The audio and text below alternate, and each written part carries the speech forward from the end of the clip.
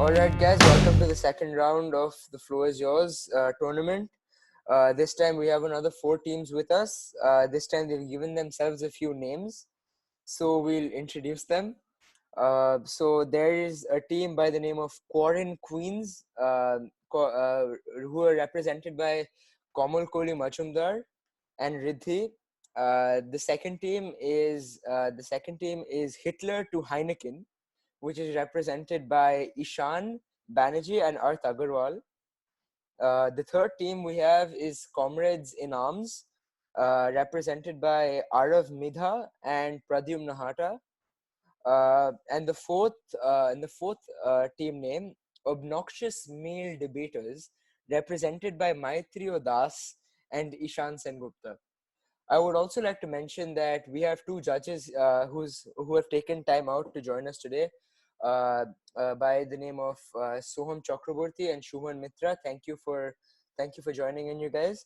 So I think we'll cut to the chase and begin with the Quarren Queens team. Komal Kohli will be starting us off. She's chosen to have 2.5 minutes for the first part of her speech and another 1.5 minutes for the next part. Can I know the motion we are debating? All right. Yes. So the motion, just to clarify for all, is performance enhancing drugs should be allowed in the world of sport. Right. Now, we'll be beginning with Komal Kohli, who is the first proposition speaker for this motion. Komal Kohli, you have 2.5 minutes on the clock. And are you ready? Yes. Okay. So, Komal Kohli, your time starts now. Right. So today's debate topic is performance enhancing drugs should be allowed in the world of sport. And I, as a member of Side Proposition, firmly believe that performance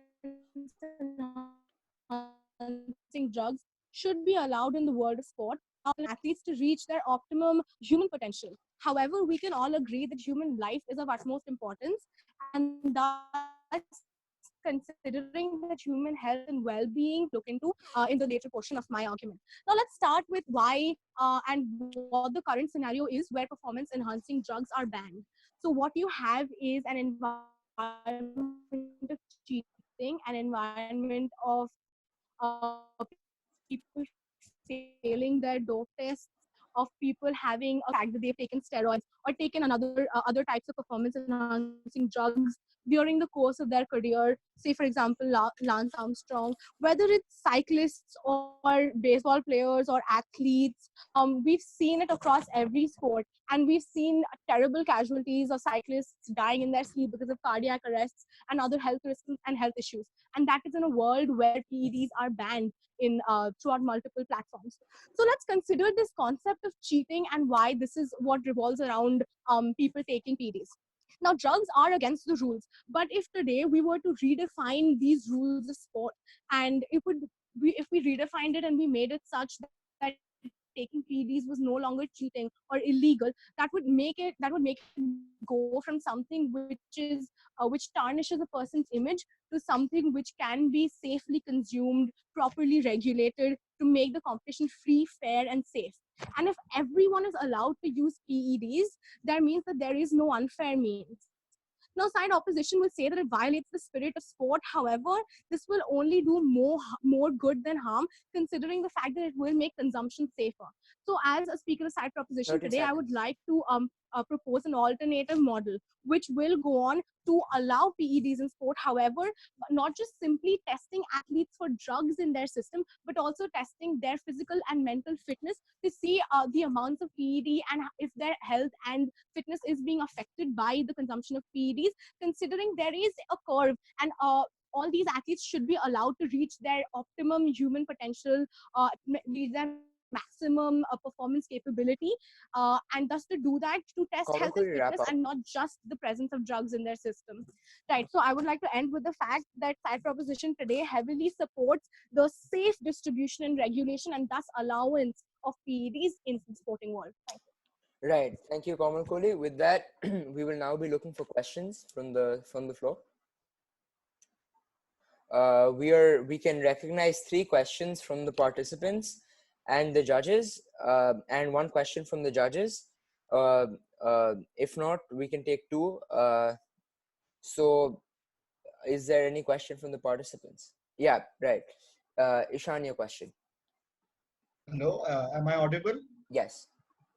Right. So, Komal, you spoke about reaching human potential. So, why do you think that PEDs are either sufficient or necessary, for that matter, for a human being to reach his athletic potential? Why can it not be done through organic means?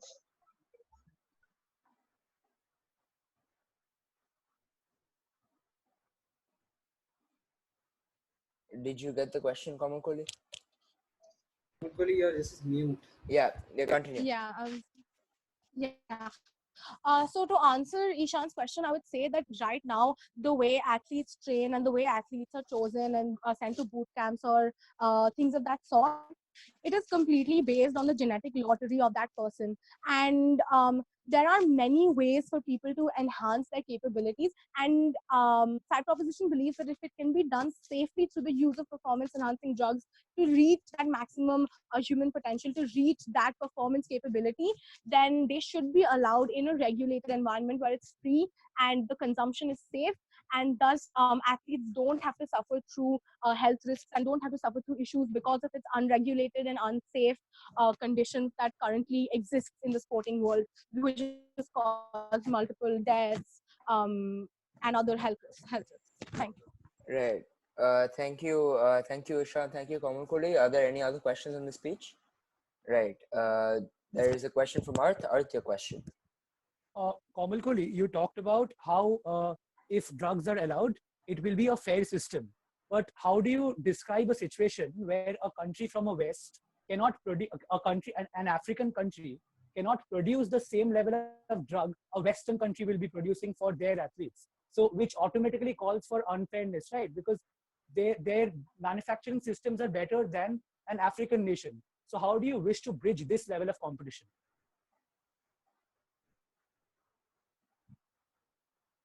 Right. To answer Art's question, something that I would like to make it very clear is that even today, training systems in, say, a Western country and training systems in a so-called poorer or a third world, a similar disparity. So today, we don't see any calls for bridging the gaps between the training systems of a third world country or a country which does not, say, have the means to put forward their resources to train Olympians and pit them against a country which does have resources. And all athletes, whether it's Olympians or like very high level athletes, when they're taken in by clubs, when they're taken in by certain training agencies, they make it their mission to provide the best for these athletes. And I believe that under a regulated system of allowing these drugs, all these athletes would have access to such kinds of PEDs according to what these agencies can give them. So I don't understand this question of how it is the burden of side proposition to prove that everybody will be able to use it. It is simply Right. I think allowing these clear there. PEDs and regulating these PEDs. Training exists. Right. Thank Thank you. Thank you, Kamakoli. Right. So, are there any other questions, or should we move on to the judges? Right. To the judges, do either of you have a question? Shumon or Soham? Suman, do you have one? No, bro, it's fine. Chika, All then I right. will ask the question. Okay. Yeah. So my question is essentially, uh, where do you base your morality of sportsmanship when you talk about the optimum human potential? What kind of sportsmanship is fair and what kind of sportsmanship isn't fair? Can you elaborate? Right. So I feel like when we talk about the spirit of sportsmanship and how it means of free of usage of fair means and of proper ethics, what side proposition safe regulated consumption of PEDs be included as something which is ethical and which is fair, considering the fact that excluding these PEDs from the field of sports for so long has led to casualties, has led to deaths, has led to brilliant athletes having tarnished their careers because of the fact that they use PEDs. So the spirit of sportsmanship, that when it comes to a world where sports allows PEDs, would be a very fair place, a place where people would not have to answer because of their consumption of certain drugs, their consumption of certain substances, and a place where everyone would be free to make that choice for themselves and for their own performance, and not having agencies ban them from reaching their human potential. Thank you. Right. With that, I think, is there any other question? I think we have one question remaining on this speech. Yeah. Do you mind if I ask something? Yeah, sure. Go ahead. Yeah. Okay. So in general, in sports, like there are always boundaries on what kind of equipment you're generally allowed to use, right? For example, certain shoes like Nike Air Flex is not allowed because it gives you an unfair advantage. How is this any different from a specific equipment? If it's not the same as an equipment, why is like a PED different from any other form of advancement in terms of sports technology, which is something which is bad or something which is good? Right. So I don't want to distinguish between sporting equipment because the sporting equipment that somebody is using on the day of sports, whether say it's like cycling or running or whatever shoes they're using or whatever bike that they're using, how this is different from that is that this works at a more intricate biological level. And as per my perception of how PEDs work and either they help or hinder somebody's performance, it is included in the training perspective of a sportsman. So it is what somebody is doing before, say, their running event or before their cycling event, before they come down to the field to play baseball. So as far as that is concerned, if this is a part of their training, if they are using PEDs, it stands different from using a different shoe than the rest of your competitors are using on the day of the sporting event. Because today, if everybody is allowed to use, if everybody has to use the same shoe, they're using that because of the regulations on that day. All the conditions have to be same. However, PEDs, again, I'm not saying that everybody will have free reign of PEDs and will be able to use how much ever that they want, because obviously there's health risks associated, which is one of the main reasons that PEDs are banned from the sporting world, which goes on to show that these health risks can be minimized or can be negated by not just testing these athletes for the presence of drugs in their system, but also testing their levels of fitness, and whether it's mental or physical, to go on to show how those PEDs are affecting them, and thus going on to help them reach their human potential, which is not using Right. I think, help them yeah, reach their human. yeah. Yeah. Thank you. I think, yeah, there's only place for one more question. If not, I'd just like to make a quick clarification. Right. So, comically, through your speech, like while you were specifying your stance, just clarify to me, you believe that PEDs should be allowed, but at a regulated level, right? Okay, thank you. Yes. All right. So with that, we'll move on to the next speaker, who is Riddhi. She's also dividing her time 2.5 minutes and then another 1.5 minutes. Riddhi, are you ready? Yeah, thanks. All right. So Riddhi, you have 2.5 minutes on the clock, and your time starts now. All right, thanks. As first member of side opposition, I think it's important to characterize and bring into this debate something that will be very important to a lot of arguments today, which is the spirit of Olympism, the spirit of sport. Now, when we talk about the spirit of sport, we understand that it is the celebration of the human body and the mind, and there are certain values at its core, like ethical values, health and fitness, teamwork, and dedication. And usage of performance-enhancing drugs essentially takes away from all of these, either on a short-term or a long-term basis, which is why today I'm against the motion. Now, today I'm going to dissect my argument into two parts. But primarily, I'm going to talk about the physical effects of it first, and then I'm also going to talk about the psychological long-term effects, right? So first, let me get it out of the way that PEDs have adverse physical health effects. PEDs can lead to insomnia, heart risks, they can lead to anxiety, weight loss, they can have extreme effects on both your physical health and also your long-term mental health, right? So in no way is drug consumption in sport or to have an advantage in sport good for you, and will genuinely affect a whole generation of athletes if it is allowed or legalized. That side proposition is defined. However, the psychological effects of allowing PEDs is also way more than what the physical might be. Because primarily, let's talk about why athletes dope, right? Athletes dope to get an unfair advantage. Now, if side proposition says that athletes dope to that allowing PEDs will level the playing field, here's why that is a baseless argument. Firstly, PED consumption PED consumption is not careless, it's deliberate, and it is very, very well planned, and it is meant to cheat. It is meant to break the rules and do something that other people do not do. So let's put this into perspective, right? If there are two athletes who want to start doping by taking 30 grams of a performance enhancing drug or a stimulant, the other person will also want to increase it. So it will go from 30 to 60, and then it will go from 30 to 90, and then it will go from 90 to 60. And inherently, we see that it's a vicious cycle where athletes will be influenced by others' decisions to make it, and the leveling of the playing field argument just falls flat on its face. I want to talk about something called the Goldman's dilemma, in which a physicist called Goldman talked about, he gave athletes an option of whether they would take a drug that would guarantee them success, sports success, or wrap up. which would also ensure that they die in 5 years. And almost every athlete said that they would take the drug. We understand that this takes away from the spirit of sport. We understand that it takes away from the inherent values and ethics of sport, and it will lead to sport becoming something that it is not at its core. Riddhi, Therefore, your time is up. You can continue in the next part of your speech. Thanks, Right. I'm done. Right. Thank you. So with that, we'll be taking questions now. We have 3 questions from the participants, as I mentioned.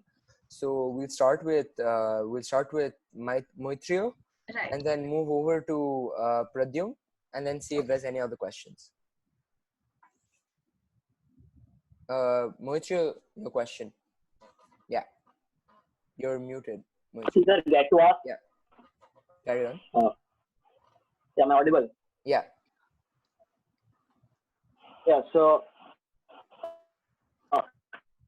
another thing, if one speaker allowed to talk, ardent enough at the end. Sorry, I can't make out. We can't hear you properly. Yeah, can't hear. Moitrio, I think Moitrio is having some connection issues, so we'll start with Pradyum's question and then move on by the time he comes back. Yeah, so Pradyum, your question. Right, I have a twofold question, if that's okay. Yeah. So, ma'am, you said in your speech that sports is a celebration of health and fitness, right? You started your speech with that. Do you admit to that you said that in your speech? I said that sports is a celebration of the human body and mind. And then you went on to state health and fitness in your speech. I said that values essentially. I don't. How do you think that doping takes away from teamwork? Because Jamaica, when they dropped in the Olympics, just a second, Moitrio. I'm sorry, but we. Am I audible?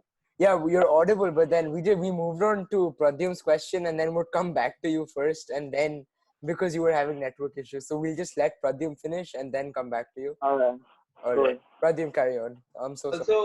Also, can we not have these cross questions and like people asking? Yeah. Can we have one precise question? Okay, fine. Yeah. So, you mentioned about sports focusing on health and fitness, right? So how do you justify the fact that over the years the number of career-ending injuries have increased, and because of inefficient medical aid to sports people, it is harming the sports industry and not being able to contain the efficient fitness that is required to continue the sport standards. Thanks for your question. You said that sports-related injuries are increasing by the year, and I don't understand really how it's relevant to this debate at all. The fact that we need to increase and strengthen health and fitness mechanisms in sport has nothing to do with the fact that PEDs should be legalized or allowed in sport in any way. I just think it's a false correlation of equivalence that you're making here. Right. So my second part of the twofold question, I would like to say that in your speech you stated that the drug consumption is cheating, unethical, and it will go on from 30 to 60, 60 to 90. But do you not think that just because consumption of performance enhancing drugs is looked down upon and it is not regulated, that is why sports persons are overdosing on the drugs? And because they do not have efficient or total information on what these drugs are, that is why this is happening. So if we can legalize these drugs, we can regulate the consumption of drugs. Okay, thanks for that question. Also, you seem to think that sportsmen don't understand the full effect of drug consumption, but I essentially differ. Like, I disagree with you on that note, because every sports celebrity, every sportsman has a very valid idea of what effects these drug consumptions are going to have on his health, right? So taking the drug or doping to increase performance is not because they don't know what the effects of it are. It's because they want a distinct advantage over the others. I'm not at all making an ethical or a moral comment on consumption of drugs in general.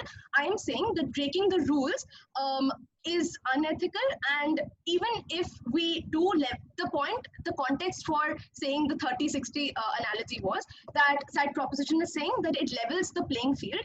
But for people who want a distinct advantage, drugs will never level the playing field. They will always continue to dope, and this will continue to dilute sports as we know it. I hope that answers your question. Thank you for your Right. Is there yeah, Moitri, your question? Yeah. Moitri, you're inaudible once again. 1 second. Yeah, carry on. Sir, what's wrong? Oh yeah. So Riddhi, you stated that it will have a long-term harmful effect. You listed a lot of them. Do you realize that the legalization procedures will be undertaken international organizations like CS, who themselves will conduct research and will check and have human trials before they allow a certain drug to take precedence to be legalized? And secondly, when I speak of legalization, they will obviously have a ceiling, like they will have a cap of 30 milligrams, and we can't really get away with illegal, corruption. Now we have to speak ideally here. Like they will obviously, if they legalize, they will have a cap of 30 milligrams, and how does that take away the the playing field, ideally speaking? Right. Ideally speaking, I would think that it's more important to strengthen mechanisms to vet drug consumptors from sports in general, and not think about a reality where doping is legal and we have to strengthen those mechanisms in order to ensure that people don't overdose. I think that you're focusing more on the after effects and how to cure that rather than preventing it.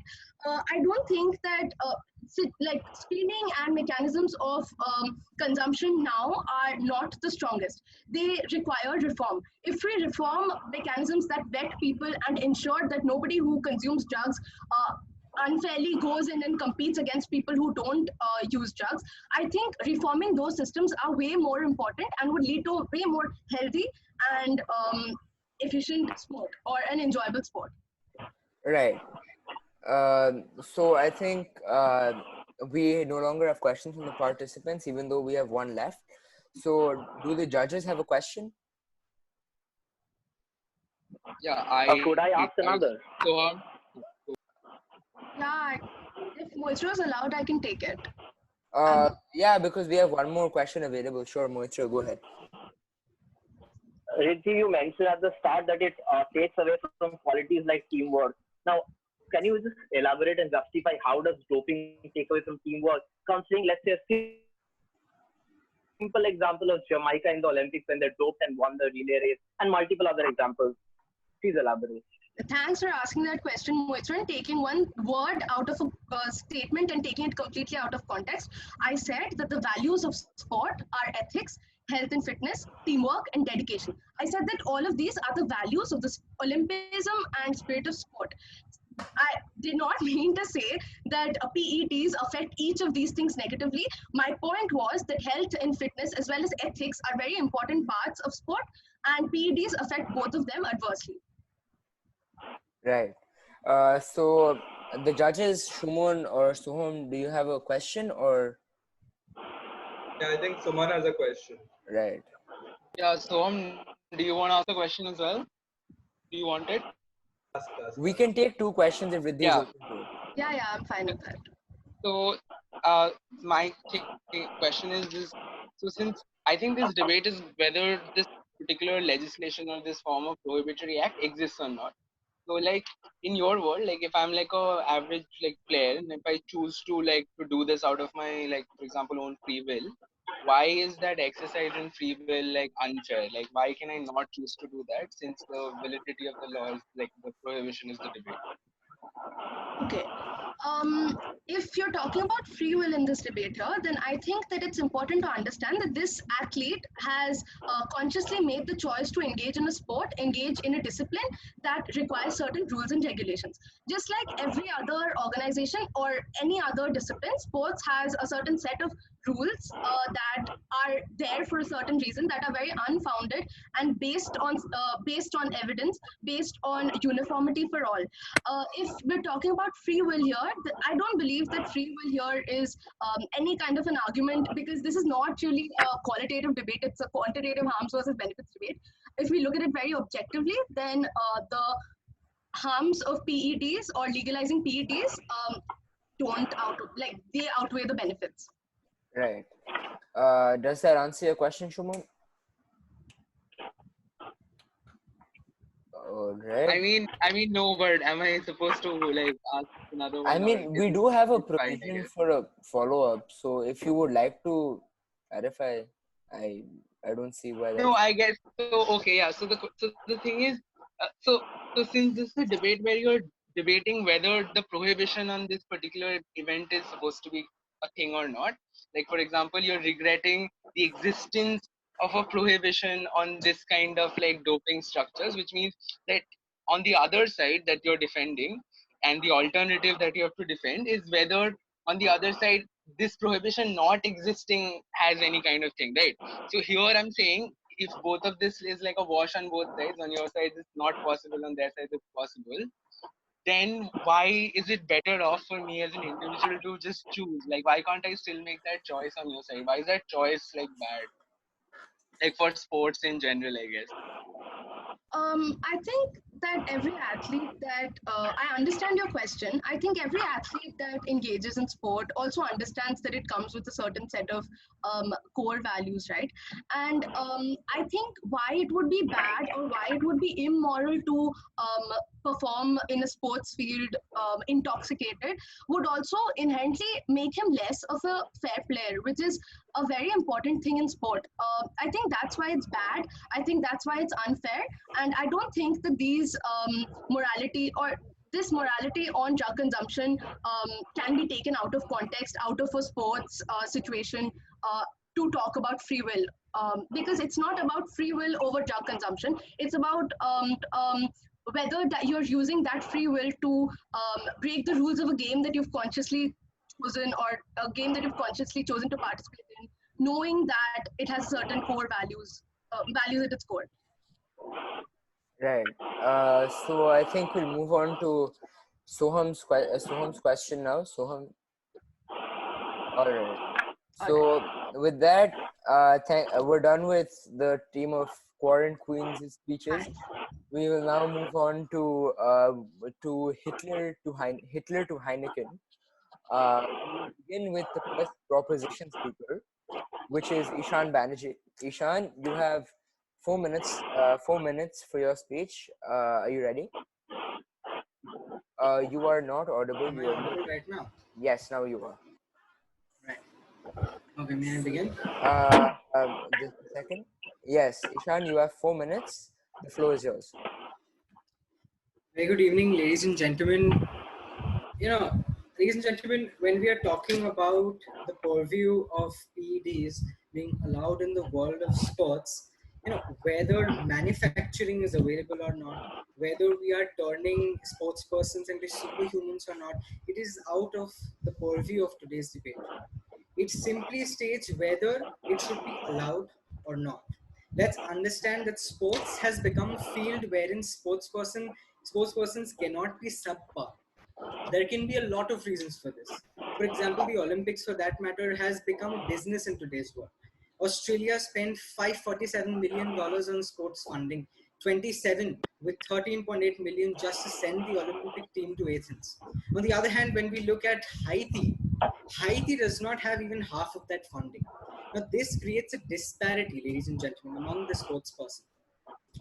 And when there is a difference here, it becomes a major factor affecting performance. Thus, the opposition's gratification for a level playing field is met by allowing PEDs in sports.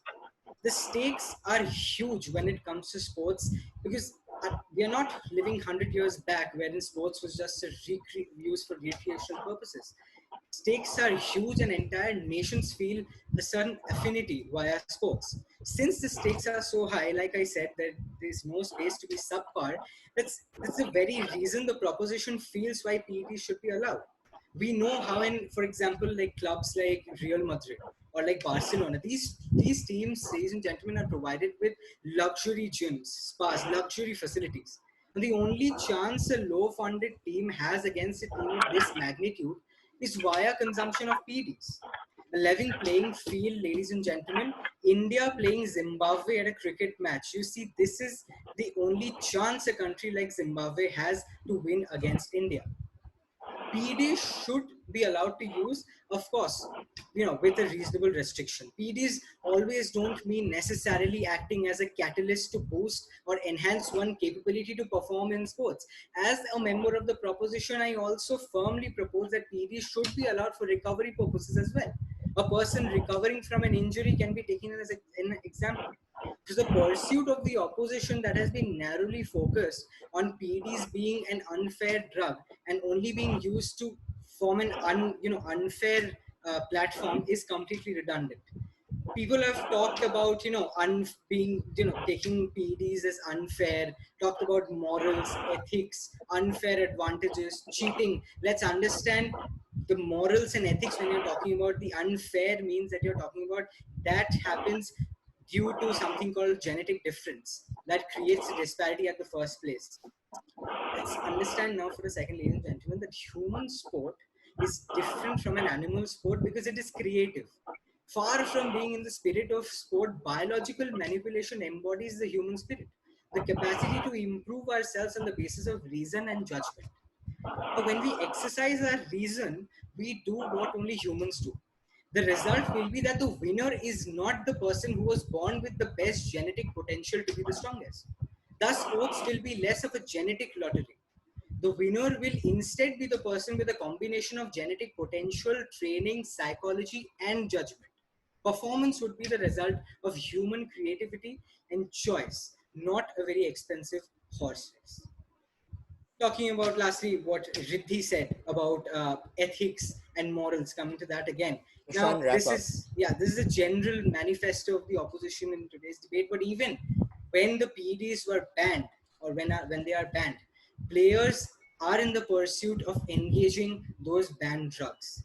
That potentially harms the ethics and morals of sports. Thus, gentlemen, I rest my case. Thank you. Right. So with that, we'll be taking 3 questions from the participants. We will begin with Ishan Sengupta and then move on to Riddhi. Right. So you have talked about two types of disparities which are unjust. One is a genetic disparity, while the other is a funding disparity. Right. So as far as funding disparity is concerned, do you realize that the countries which already spent more on sports, once PEDs are legalized, they will also be spending more on PEDs. So that disparity will not be affected by legalizing PEDs. And as for genetic disparity, do you really think that instead of the person with the best genes winning, the person who was born in a country with the best research facilities winning is fairer? So how do you sort of justify these two disparities will be reduced by your policy prescription? Yeah, thank you for that question. So you talked about how I mentioned an economic disparity. among the countries. But let's understand what I try to establish via mentioning an economic disparity is disparity in performance. Now let's understand that by the use of PDs, this is I debated on a very chance-based argument, wherein for let's see, for example, maybe a player from a very rich country, the person has access to the facilities which will help him or her perform better. Now, the only chance of a player from a lower, a poor country has is to use performance enhancement drugs, and it has been mentioned. There have been examples, 7 to 8 examples, wherein you have a clarification.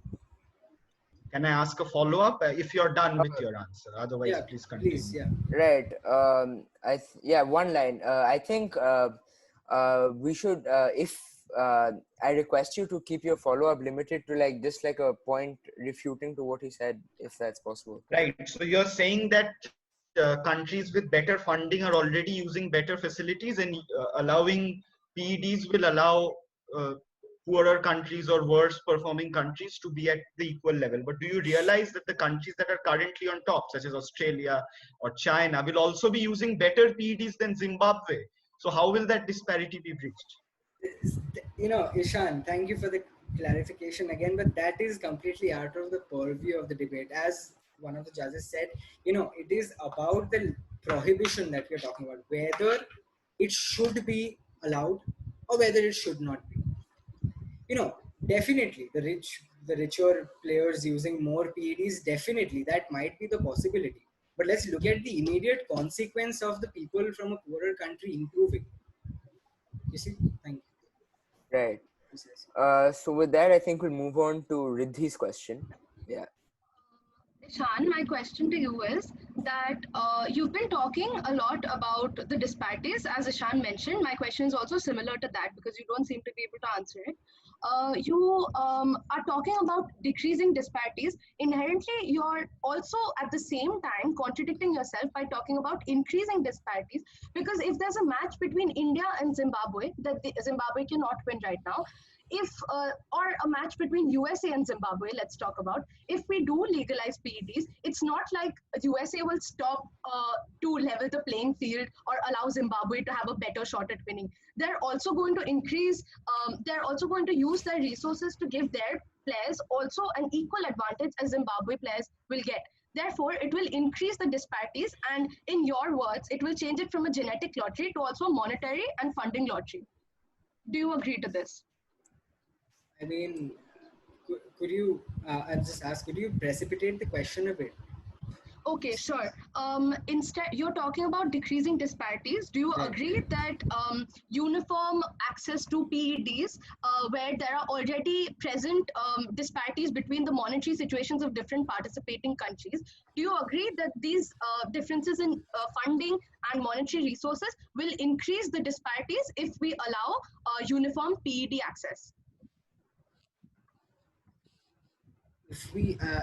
Thank you for that question, though. The very point that I mentioned was that, again, talking about a very chance-based argument, we are looking at the welfare perspective, or talking a level playing field perspective of the sports persons. Now, definitely, using more PEDs, the economic disparity, everything, that's fine, but what about the country, what about the sports persons who do not have those facilities, do not have other facilities to at least improve? That's the basic point here. Why, let's ask a question. Why does sports demand the use of drugs? Does it or does it not? It does in terms of the proposition, because yes, I mean, definitely economic disparity and everything what you talked about, but yeah, as I was saying, based on a very chance-based, chance argument. Yeah, right. So there's supposed to be one more question from the participants, but anyway, we'll move on to the judges. Do you all have a question? Yeah, I have a question. Right. One second.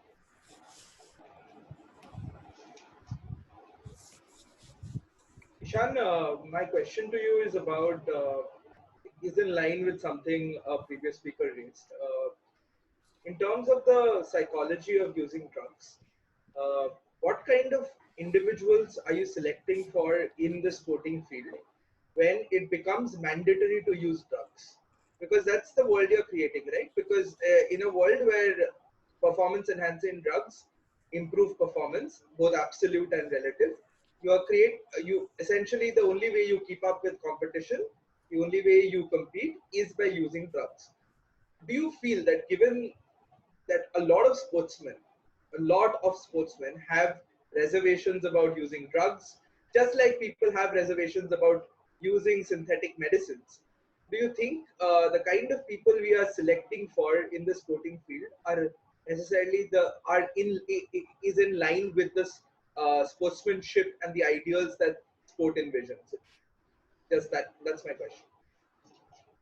Uh, you know, could you again just precipitate the question a bit more? Yes, yes. Yes, my question is that psychologically speaking, Right. uh, the only way, psychologically and biologically speaking, the only way you compete with an individual or a host of individuals for using performance enhancing drugs is by using performance enhancing drugs. Given the fact that a large number of sportsmen have reservations against taking PEDs, what kind of sporting field are you creating? Because the only kind of sportsmen you'd be selecting in for are the individuals who want to use PEDs and are desirous of doing so. So to that, thank you for the question. But to that, as I already established, a genetic disparity of some sorts. Some people are born with, for example, a better stamina, better capability than someone else. So the use of PEDs would, you know, improve. Would actually eradicate the fact of sports being or the winner of sports being just a you know through genetic lottery. That's the basic point. And about choosing on or what kind of basis or what kind of platform we are forming, the sports we are forming, yeah, definitely, but at least we're eradicating something which causes a disparity in the first place in sports. Right. So, do the judges have any other question? Yeah, Ishan, I have Yeah. a question for you. So so you're saying that the genetic identity like you want to remove that fact that genes play a part of sport, which means that the community you're born or the merit you're kind of born with determines how good you're at a sport, right? But the moment you remove that, the only marker remaining in order to regulate who can play sports or who can reach the top of sports is essentially money, right? How much drugs you could afford or the quality of drugs you could afford, right? So doesn't that mean sports now stops becoming like an egalitarian thing and it's basically something that you can only do well if you have money and if you're rich already, And it like as a doesn't. country or as an individual? It does, but I firmly believe that has it already not become so? Has the Olympics already not become a business in today's world? Let's go back, maybe 60 years back, where the Olympics, it stood for something, it meant something to the nations. What you're saying after the genetic disparities are, eradicated or anything like that, it's just how much money countries have. Yes, it has become about that, about how much money people have, but yeah, the situation has already become such.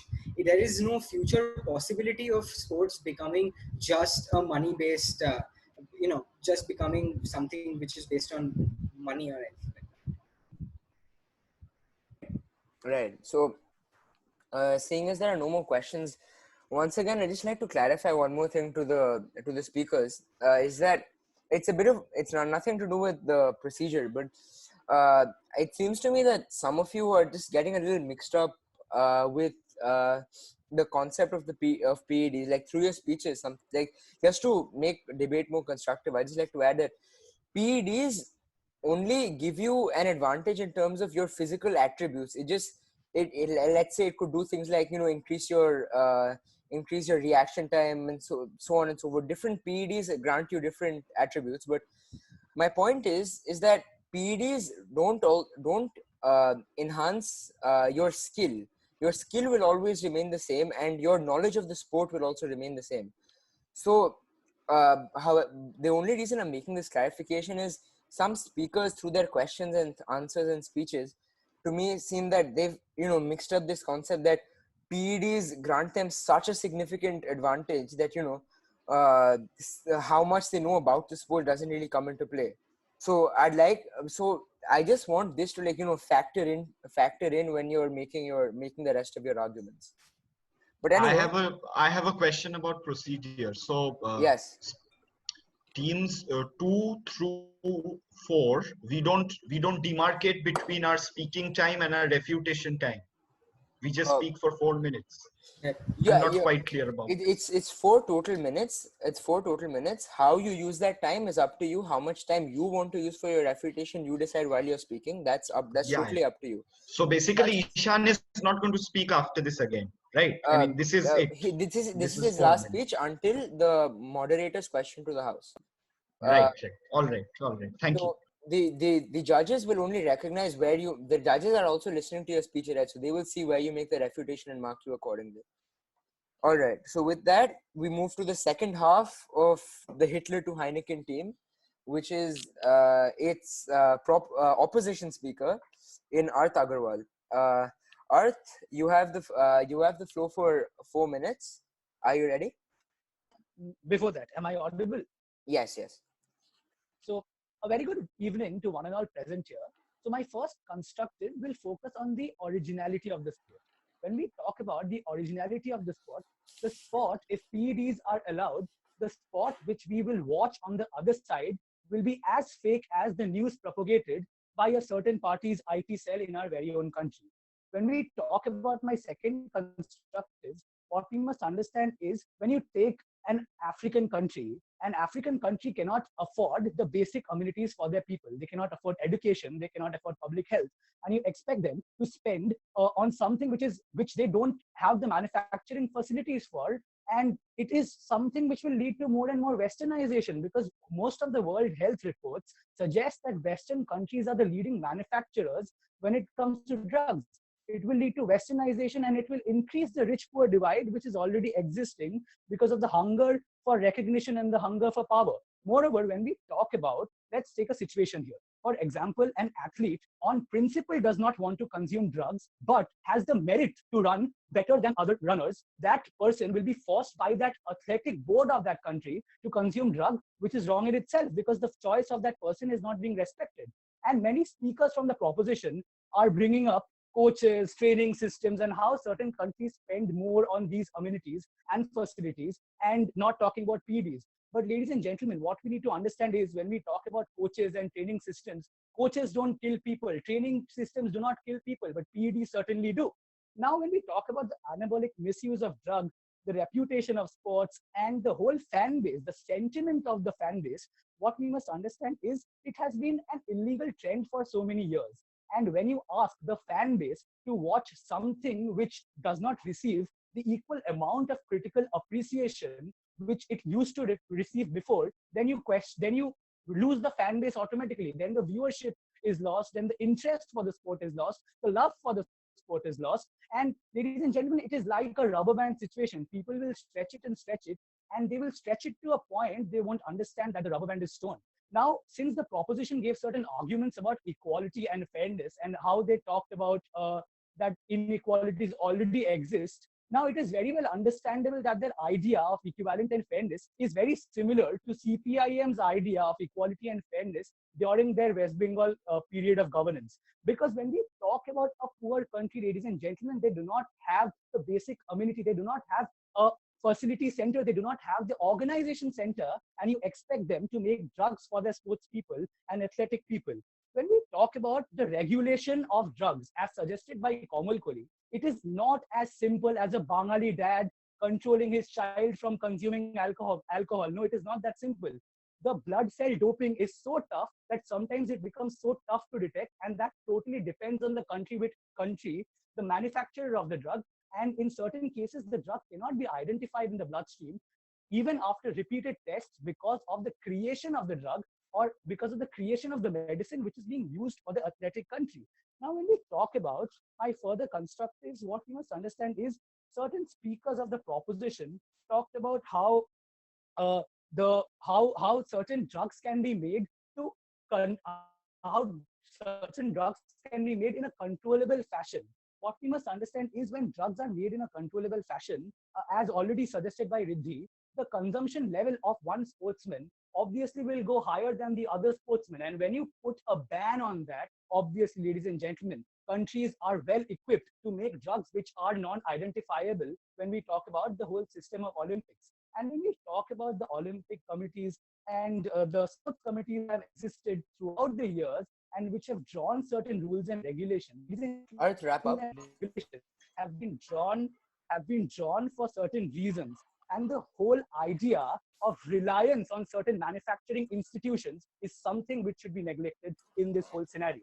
Hereby, Right. I would like to rest my case, but not my stance. All right. Thank you, Arth. With that, we'll now be moving on to questions on his speech. All right. So we'll first take a question from Pradyum, and then we'll move on to Moitrio, and then move on to Kamalkoli.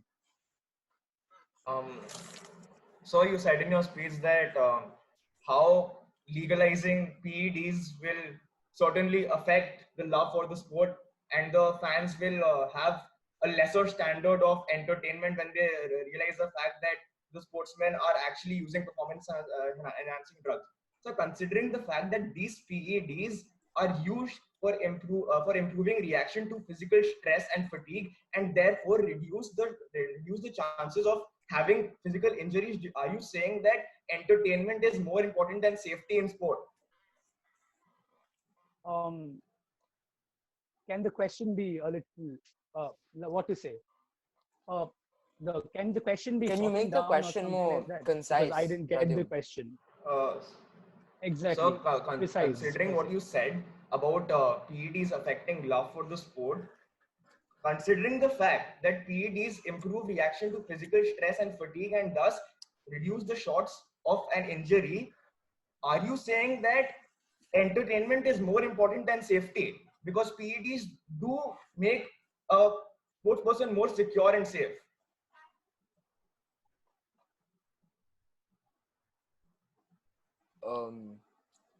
Arth, did you get that question? Entertainment is not more important than health. Exactly why? Yeah, I did. Entertainment is not my what to say. My argument does not prioritize entertainment over health, because that is the basis of my argument. I do not want, and I do not think PED should be allowed, but because it affects the health of the people. And when we talk about principles of certain athletes, choice of certain athletes, what if I am an athlete and I do not want to consume a PED, and I am as good as the other runners, but I won't be given a chance because my country's athletic board or the sports board will not allow me to participate because I will not be able to compete with someone who is drugged or someone who is using PEDs. Right. So with that, we'll move on to the next question, which is from Moitrio. Your question.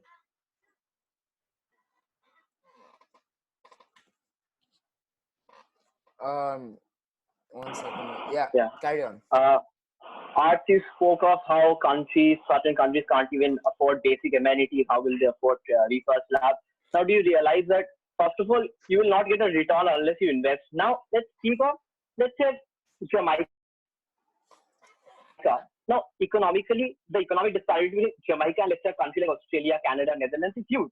But yes, we have never had cases from the latter countries of doping, but we have had from Jamaica. Why? Because Jamaica, maybe illegally at this timing, but they prioritize sports and hence they got I'm sorry.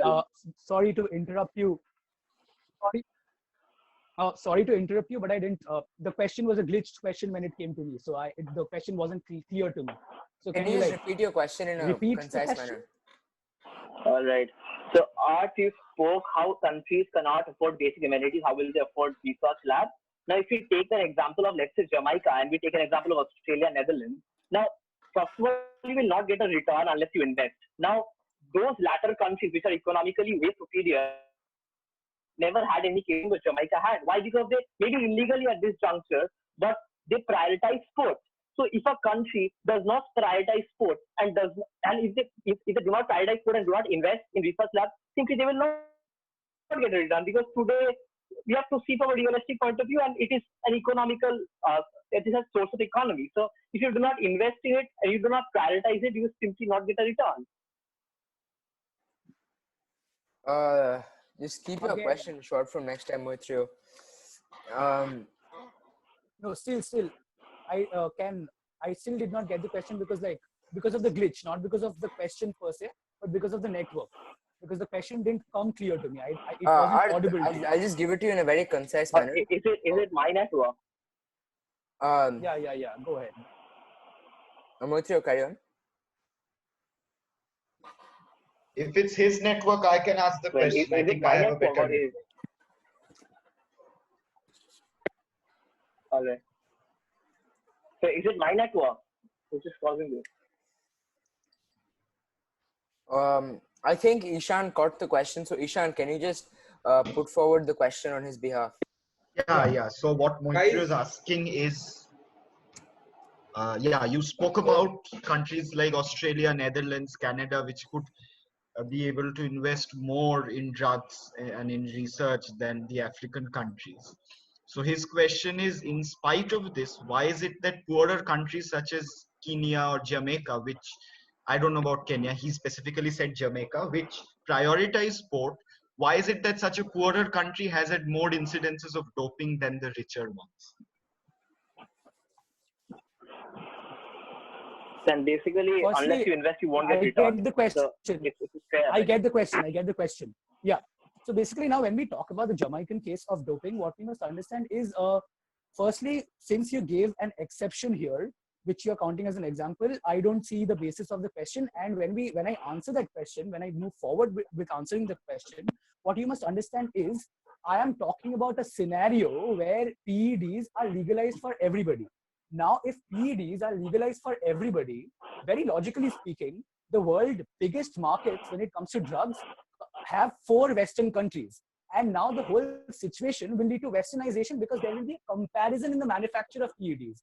And that was the basis of my argument, where I imagined the scenario of which is the belief of the house, which is that PEDs should be allowed in the sports field. Right. So I think that question's been answered now. We'll move on to the next one, which is, I think, from Kamal Kohli. Right. Kamal Kohli, your question.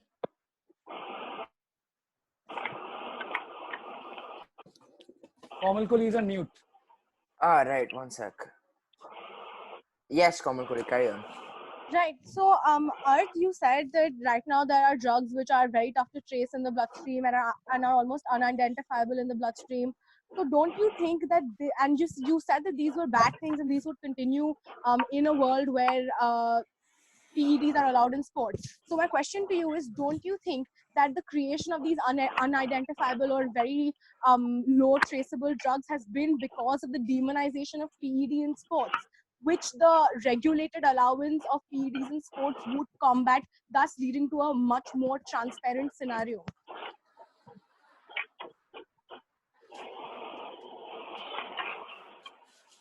Arth, did you get that question? No. Can you hear me, Kamal Kohli? Yeah. Yeah, I did get the question. Am I audible enough? Yes. Yeah. So answering Kamal Kohli's question, what we must understand is, again, I imagined a scenario. Since you talked about a regulatory system, my argument challenged the argument which suggested a regulatory system, because I feel that the regulatory system and the establishment of the regulatory system is not possible in the first place. And if you spend money on the development of PEDs, exactly the same allocation or the same effort can be spent by countries in a unified way to develop proper testing mechanisms or identification mechanisms, so that these drugs are not used when it comes to the when it comes to the field of sports. Right. Can I get a follow-up? If not, it's fine. I think that answer was pretty clear, though, so I don't think it's really required. Short question, short answer. Right. So with that, I think we'll move on to the questions from the judges, if they have one. Yeah, one question. Right. Arth, you started your debate by talking about the fakeness, although you didn't get Yeah. around to justifying it. So, could you tell me Sorry, why? sorry, I can't. Can you hear me? Right. Yeah, we can hear Yeah, you. now I can. Yeah, you started your debate by talking about fakeness and making a comparison to it. Could you justify why? What is the link between fakeness? Why does it exist? And Sorry. I can't hear you. I can't. can you hear me? Now I can. Yeah. Sorry. Yes. Apologies. Yeah. Question is that you started by talking about the fakeness involved in using performance enhancing drugs, and that you also talked about the sentiment of the fan base. Could you tell me why this fakeness would exist with performance enhancing drugs, and how does it link and affect the sentiment of the fan base? Uh, yeah. So answering that question, the linkage of the sentiment of the fan base. Now, the fan base, which comprises the critical appreciators or the critical people who understand the sports in a critical manner, uh, and people who hold a conservative view of the culture of the ethics in relation to sports, that part of the fan base will be lost, and that part of the fan base will just cut off the idea of sports. And the basic linkage which can be drawn here is, for example, if today PEDs are allowed in sports, what will happen is many coaches, many sports personalities, many critical people who appreciate the art critically, they will spread the word that the idea of PEDs is not something which is good and not something which supports the idea of culture, the idea of ethics, the idea and the whole sentiment they have in relation to the history of sports. So that was my argument with regard to hurting the sentiment of the fan base. Now, the comparison and the fakeness question, which was raised in the first question by the judge, now it will definitely affect the originality of the sport, because uh, then again, one country might have a better drug than another country, and the merit of the person will definitely be counted, but the merit will be given less preference. That is what I meant. Right. So, Soham, do you have a follow-up? Right. Right. Are there any questions left? Oh no, we recognized all three. So I think we'll move on to the next speaker. That wraps up the speeches from Hitler to Heineken. And now let's move on to Comrades in Arms. So the first speaker representing this team from the proposition is Pradyum Nahata. Pradyum, are you ready? Right. Pradyum. Excuse me. Warrant be the third speaker, third team, according to the list you sent. Yeah, oh, right. You were the third team. My bad. Apologies there. Right. So, yeah. So I'm sorry, we won't be moving on to Comrade in Arms just yet. We'll be moving on to the obnoxious male debaters, as they call themselves. So we'll be starting with Moitrio Das, who is the proposition speaker for this team. And yes, Moitrio, are you ready? Am I audible? And is my network glitching? No, you are audible. I can hear you. I think the judges can. All right, thank you. Okay, I'm starting. Yeah. So yeah, I'll not start with any cliche quotation. Ladies and gentlemen, the burden of proof is definitely on me, because in the real world, it is banned. Doping and PEDs are banned. So the thing is that opposition members today have a very constrictive perspective. See, I'm not here to defend Maria Sharapova for illegally consuming PEDs, but I'm here to debate the legalization of PEDs as a whole. And now when I do that, understand two things. Firstly, that sports itself, as recognized by each and every government and the international sports organizations themselves, it is an entertainment industry. And secondly, when I speak of doping, the other field where doping is a very common term is in case of semiconductors, in case of physics. And why do we use it? We use it to enhance their contribution to their field of electrical physics for our own cause. And if you say that that's non-living, when I speak of living things, enhancing drugs have been in usage to enhance the performances in zoological industries, in animal husbandry, in agriculture, in botany, and even competitions like Miss Universe do not impede their models from using a lot of drugs. 57 countries in the world, ladies and gentlemen, their militaries openly allow their soldiers to utilize drugs for different physical enhancements. And if we can accept them, if we can accept advancing technology, why can't we accept PEDs as another form of technology, which is the future of sports?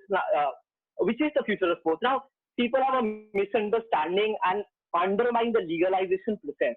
Like Riddhi says that what if one person takes 30 milligrams, the other person cheats? Now understand that right now, when doping is not legal, even today people cheat. And tomorrow when doping will be legal, people may again cheat. So that inherently proves that cheating is not even related to doping here and is beyond the scope of today's debate. And then opposition speakers came up and spoke of harmful effects. Now please understand that those Google results of harmful effects will not be valid as soon as the legalization process starts and international organizations like WHO and CIS take up the very legalization procedure, and they themselves will run tests before they obviously allow and to what extent and which drugs will be used through human trials and research. So it's a very simple procedure, and obviously they will put caps and ceilings on till what extent people can use. Now, people who are unfair inherently and will cheat further on will cheat today as well, and we can't. Doping has no relation with it. We have to see it from an idealistic and because it's a policy debate today, so we have to be idealistic right now. And please understand that if we dope 22 players in a football match, relatively, it's a very cliche, it's a very generic argument that relatively things will remain same. What will change? The third person's view, the third person's perspective will change, because overall the sports, the excitement, the physical capabilities, the skills, the display, everything will increase. If you want women's football to attract as much crowd as men's football and help that in place, help the economy, then you have to see doping in a less negative way. And why do we see doping in a negative way? Because today it's not legal, and today some players unfairly do it. But tomorrow when it will be legalized, then you must understand that from a third person's perspective, things will, while on a first person basis, it relatively will remain the same. Third person, which is the most important part, third person, which is the most important position in sports. That is what has taken sports from recreation to a source of to a foundation of economy, which has taken sports from a random, leisure time to a debate today, is a third person. And overall, the third person's view of the sports and what we can produce will obviously increase with doping, and all the financial disparities, they will relatively remain the same, as I have already explained through different deputations, that if a country like Zimbabwe today does not prioritize sports, tomorrow they won't. If they do not invest, then they will not get returns. After all, it is a concept of economics. Yeah, that's all. So I will rest my case. Wrap up. Yeah. Thank you, Mitra. With that, we will now be looking for questions on Mitra's speech. Right, so we'll first take a question from Arav and then move on to Riddhi. Arav, your question. Right. So in your speech, you stated that PEDs could be used as a form of technology. No, I didn't mean it that way, but you can taking the example of technology as it will enhance our lives in the future, you use PEDs in that context. So how can you say, since PEDs have so many ill effects for human health, how can you consider this as a source that will enhance our lives in the future? So basically, the crux of your question is that technology does not have harmful effects, but PED will. So why do I draw a comparison? Was that the crux of your question? No, I meant to say that you wanted to use PEDs as a context that will enhance our future, that will enhance our capabilities in the future. Yeah. Since it already has so many ill effects as of today's world, how will you consider that in the future it won't have any ill effects for the health and physiological? As I already mentioned, it was you're having a very big misconception that today's debate was taking place in the CAS, and the motion passes. Tomorrow, abruptly, they won't say, okay, start doping with whatever drugs you have. It's a long procedure when we speak of legalization of any doping procedure. In the American Baseball League and NFL, because they have legalized doping to a certain extent, it was a very long process of 18 years where they had a lot of research and a lot of human saw what ill effects there are. It won't be us 16, 17, 18-year-olds sitting. They will be actual experts of chemistry, actual experts of biology who will coordinate and hence design these drugs and allow these drugs to be used and to what extent it can be used. So please see a realistic point of view. Right. So is there any other question? Right, Riddhi. Right, Mitra, my question to you was twofold. You started by talking about how sports is very important as something that entertains the masses, right? You talked about how sports is a big source of entertainment, and it will be more entertaining. What you implied was that it will be more entertaining for us to watch a group of athletes who are doped, or it will be more entertaining to watch a sport which is being performed on drugs. My question to you is, if we do understand the concept of a vicious cycle of people doping and everybody being doped, as has been brought up by many members of side proposition, everybody will start taking drugs. Don't you think that that will corrupt the sport to a point where sports will become extremely violent and essentially meaningless, and also deviate completely from what they intended to do, which was to make a fair and healthy competition between equals? That's the first part of my question. The second part of my question is, you seem to have lost faith in the organisms that vet people and ensure that people who have consumed drugs don't perform. You seem to have lost faith in organizations like the WADA, which ensure that nobody who is on drugs performs. What is to say that the organizations that you have created in your hypothetical world will not be equally corrupt, or will not have the same issues that drug vetting or that drug testing companies have right now? First of all, though I lost clue of the first question because it was such a big monologue, but first of all, what do you mean by hypothetical? CAS is the Court of Arbitration of Sport, which has its jurisdiction over WADA as well. And even before WADA publishes its international rules, it has to consult the CAS. So it's not hypothetical. I'm not making it up. I just took it because it's the topmost authority when it comes to sport. Now, could you just give me the crux of the first hold of your question? Just 2 lines. Yeah, sure. Suryanj, I have a follow-up to the second part of his question too. Should I ask that? The second part of the answer. Right. But I think Mitra just wanted you to clarify one thing first. So right after he does that, I think I'll take it because I really want to listen to this. Nice. Yeah, Mitra, what did you want to clarify? Oh, the first part of the question, right? Yeah. The first part of the question was that you equated the first full question. Right. The first part of my question was, you said that sports is very important and its entertainment value is of utmost importance, and you kind of took for granted that people would want to watch a sport which is rendered meaningless and extremely violent or extremely stimulated, unnaturally stimulated. You think that that will be more entertaining than sport which is organic and naturally participated in. So why do you think that will be more entertaining, and how are you equating entertainment value to legalizing weed? First of all, understand that in the beginning of my speech, I compared PED to any form of advancement, be it technology or training. Now, if you do realize that the quality of sports from the early, let's say, 18th century to the quality of that very sport today, obviously it has increased, and hence we see that the very the economic value, the economical advantages of that, the economical association of that sport has increased with time, and the very fact that the quality has increased, so we can obviously draw an assumption that if, like, none of us can say for sure why it has happened, but we can draw an assumption that the very fact that from the 18th century to today's 21st century, the sports quality has increased so much. That is exactly why the fan bases have grown, and that is exactly why communication, it has come on to be a very important part of economy. And furthermore, you must understand that, let's say, take a different analogy, different example. Let's say a science teacher. Now, earlier in the MSc, lately, let's say from the 21st century, MSc exams allow people to take their textbooks to the exam. Now, everyone gets to do that. Now, relatively, keep it short, Mitra. Fair, but overall, from a third person who yeah, overall from a thought perspective, let's say I'm a student of that very student who's giving the exam. Today, I guess like that very teacher will actually have more quality than a teacher of, let's say, the 19th century, because obviously they were allowed to cheat in its, in its primitive form. They were allowed to cheat, but equally, and hence overall from thought perspective, the quality has improved. That's why, the very. My question was not answered.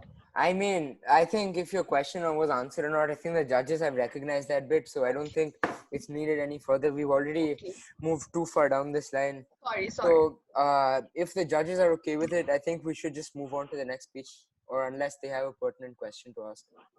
Right. I think we move on to the next speaker now. So the second member of the obnoxious male debaters, Ishan, speaking for the opposition. Ishan, you have the floor for the next 4 minutes. Your time starts now. Just a minute. All right. Yeah. So my fellow speakers, Riddhi and Arth, have mentioned a lot about the increase in disparities, the funding bridge, everything that will be caused by such a legalization. But let us for a moment assume, let us make this argument biased in favor of my opponents, right? I will give them an ideal scenario for them. Let us say that there is an international sports body which is not corrupt, right? This international sports body buys drugs from laboratories and distributes it equally among all participating countries based on population. These drugs are all safe, there is no health effect, and that everyone is allowed to take only some maximum amount, say 30 milligrams, as that is a figure that has been quoted many times today. Let us assume this bias in favor of my opponents, which in itself does not actually exist. But even if such a bias exists, their argument does not stand. Why is this? This is because today we have not understood a very simple thing about sporting performance, ability, talent, etc., which is that it is relative and not absolute. In order to win a 100-meter sprint, being fast is neither necessary nor sufficient. You simply have to be faster than the others, relatively faster. So what I'm trying to say is, if there is a level playing field, which there is not, but even if we assume that there is a level playing field, and suppose every single sports person takes the same drug in same quantities and it is completely safe, this will simply not change the sport at all. Let's say there's a race between Usain Bolt and me. Let's say he can sprint at 2 meters per second and I can sprint at 1 meters per second. And we both take a very safe and equally distributed drug which doubles our sprint speed. He runs at 4 meters per second now and I run at 2 meters per second.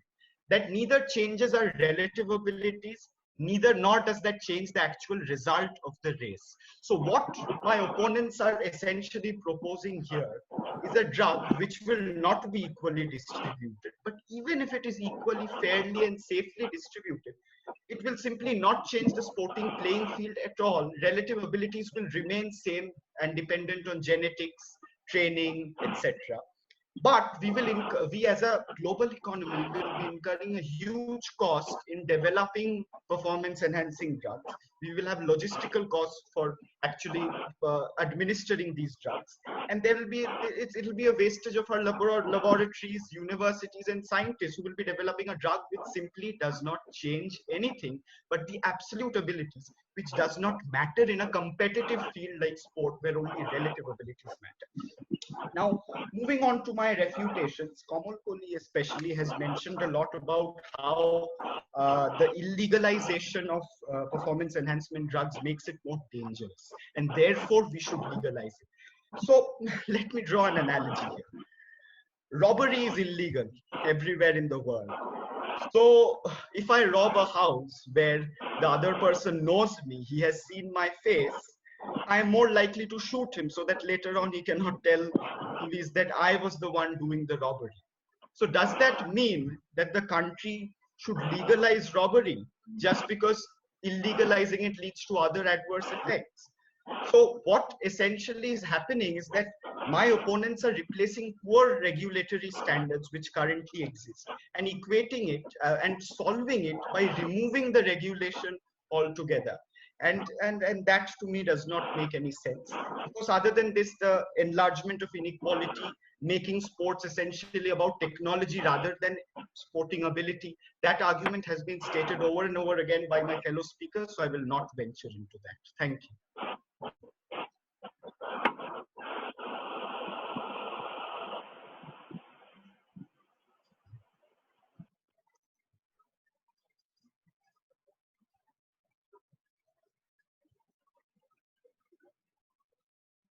You are Suryansh, we can't hear muted. you. Suryansh, you're muted. You're Oh, muted. I'm so sorry. I'm so sorry. Well, what I was saying was thank you, Ishan. Your speech ended at pinpoint time. Yeah, so the question, we'll be taking questions now from the participants. We'll start with Pradyum, and then move to Komal Kohli, and then move on to Ishan, and then see what the judges have to say. Right, Pradyum. So your whole argument was based on the fact that if we take performance enhancing drugs, it will not change the relative results that are an outcome of the consumption of these drugs. So you are just considering the fact that taking these drugs. I have not improves got the any performance. part of the question. Can you please begin it again? My internet. Yeah. Just please repeat, Pradyum. So your whole argument was based on the fact that consuming these drugs will not have a change in the relative results of the sports people and will not have any real change. So you have completely disregarded the use of these drugs when it comes to injuries and basically responding to physical stress. Do you not think it will be better for us to improve our reactions to these these issues of fatigue and physical distress and then compete? Because according to your argument, the relative amount doesn't change. Isn't it better to have a better standard of competing than to stay at that level? Right. So now today's debate is not about medicines. It is not about curative medicines. Today's debate is about performance enhancing drugs. And a painkiller is not a performance enhancing drug, right? A cure for cancer is not a performing enhancing drug, right? Crocin is not a performance enhancing drugs. When we talk about performance enhancing drugs, we are not talking about injury healing or disease healing. We are talking about performance enhancement. So medicines do not come into the picture. Injuries do not come. Follow up, please. I don't. I think his. It is a factual. Right. Sure. Yes. So you are saying that performance enhancing drugs do not cater to the medical needs of a person. So have you not researched on this at all? Do you not realize the fact that these performance enhancing drugs provide immunity to infections and improve the working of our muscles and us coming out of fatigue? So we can have a better state of health on the field. Have you not researched on this? There is no need to discredit someone in that manner of speaking, but yeah, do you want to respond to this point of order, or? Right, seeing as he has network issues, we will wait for a short minute, or I think I'll clarify it just for the record. Also, this is not an MUN. Can we not have points of orders? Yeah, I agree. I didn't mean research like that. Literally, I just said knowledge of the mood. So no, I was not referring to you. I was referring to what Surya. Yeah, I realize that. Right. I think Ishan's having a lot of network errors. So typically I don't see any response to a point of order, so to speak. But I think we'll wait for him to.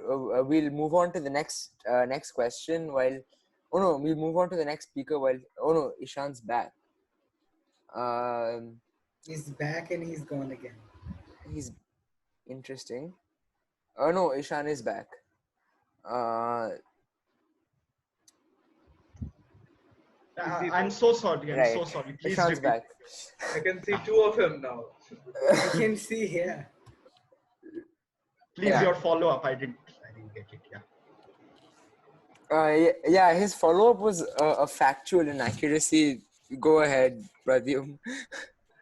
So you are saying that performance enhancing drugs do not cater to the medical needs of a person. Do you not know that performance enhancing drugs provide immunity to infection and immunity to injuries, since they provide better since they provide effects that enhance the working of our muscles, and they remove fatigue in some sort. Right. So first of all, are you talking about medicines which remove infections or things which reduce fatigue? Because the two are not the same thing, right? And I don't think sweating is a very good I think the judges realize indicator in a debate. what this states, and they I think they understand Yeah. the counter to this as well. So I don't think it needs much Yeah. any further discourse. So I think without any further complications, we'll just move on to the next question, which I think was from Komal Kohli. Komal Kohli, your question.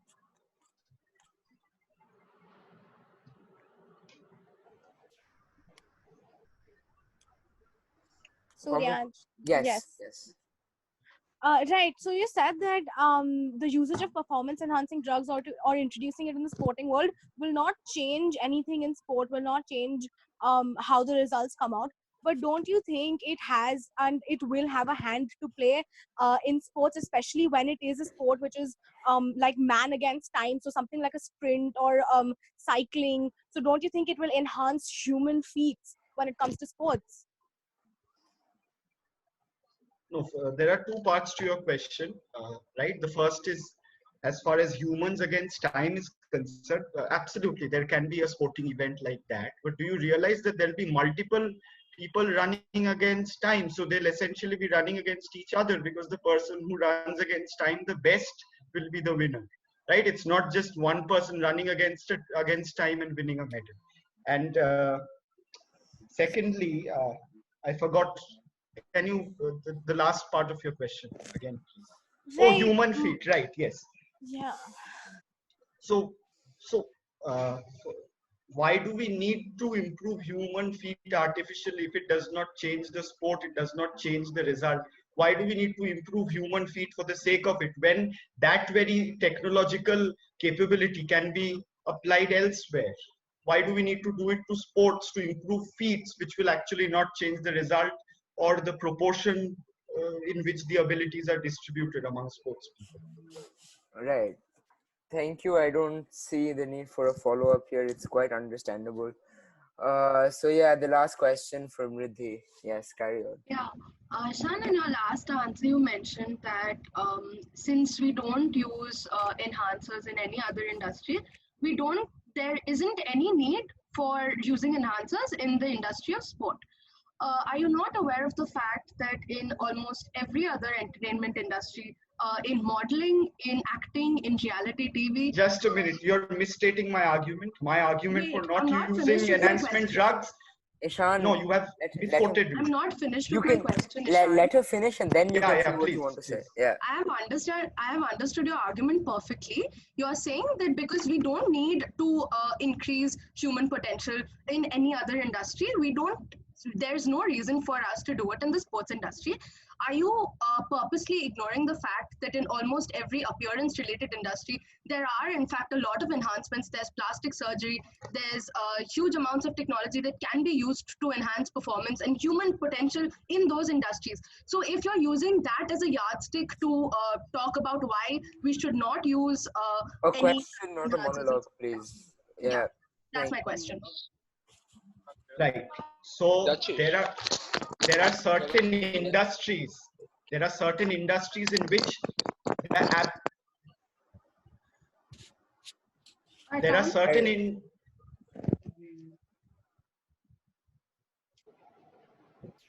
right. There are certain industries in which absolute abilities will actually make a difference to human feats. Like, right? So I'll give you an example. Say, for instance, we make a drug which makes people super intelligent, and we inject it into every scientist, right? That will not change their relative abilities, but it will change their absolute abilities. And that will further the cause of science, because they'll be able to do better work, right? Because their work is not essentially competitive, it is positive. They have to discover something, that is it. right? A scientist's job is not to discover more things than others. But in sports, the job is to run faster than others, jump higher than others. It is not a positive industry, it is a competitive industry. So in a competitive industry, absolute abilities do not make a difference. But in positive industries such as science, research, or even say, for instance, people inventing things, people building rockets, in such cases, absolute ability does make a difference. So in those industries, enhancement is absolutely fine. In competitive industries, relative industries, it is not. I have a follow-up to that. Can I do it? Is it another question or is it another? It's a follow-up to this answer that you just gave. Go ahead. Okay.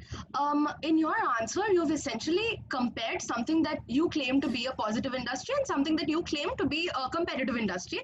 And you've also taken it for granted that sports cannot be a positive industry, that a competitive one cannot be Riddhi, positive. once again, a question, not a monologue. Yeah, sorry. So you completely ignored my example of other entertainment industries. If we are talking about competitive industries, why don't you answer it with reference to that and not talk about something that you believe doesn't fall within the purview of this kind of industry at all? First of all, I do not belong to the entertainment industry, so I don't understand why I have to defend their usage of enhancement drugs today, right? You are essentially saying that the sports industry should use drugs because the entertainment industry also does. But I am not a spokesperson for the entertainment industry, so I don't know why you're asking me. Right. I think that answer was pretty clear. Further discussion isn't required on this. We're going off at a tangent here, and I request you all to just please stick to the point. We're already crossed the time limit that we're ideally supposed to follow. So we'll rush on to the next speaker now, unless the judges have a question here. All right, thank you. Our first question is from our next speech is from the next team, which is the Comrades in Arms, starting with Pradyum speaking for the motion. Pradyum, for the next 4 minutes, you have the floor. Right. So the motion placed before us today says that PEDs, performance enhancing drugs, shall be legalized. Now, understand that when we are talking about performance enhancing drugs, we are not only talking about what goes on the field, but also on the players players' personal lives. Right. There are many factors affecting a player's performance. Not only his skill or knowledge of the sport, but also the fact that he maybe has trouble getting himself ready for every game, like which is very stressful when you're considering league football. There is a game 3 days apart every time.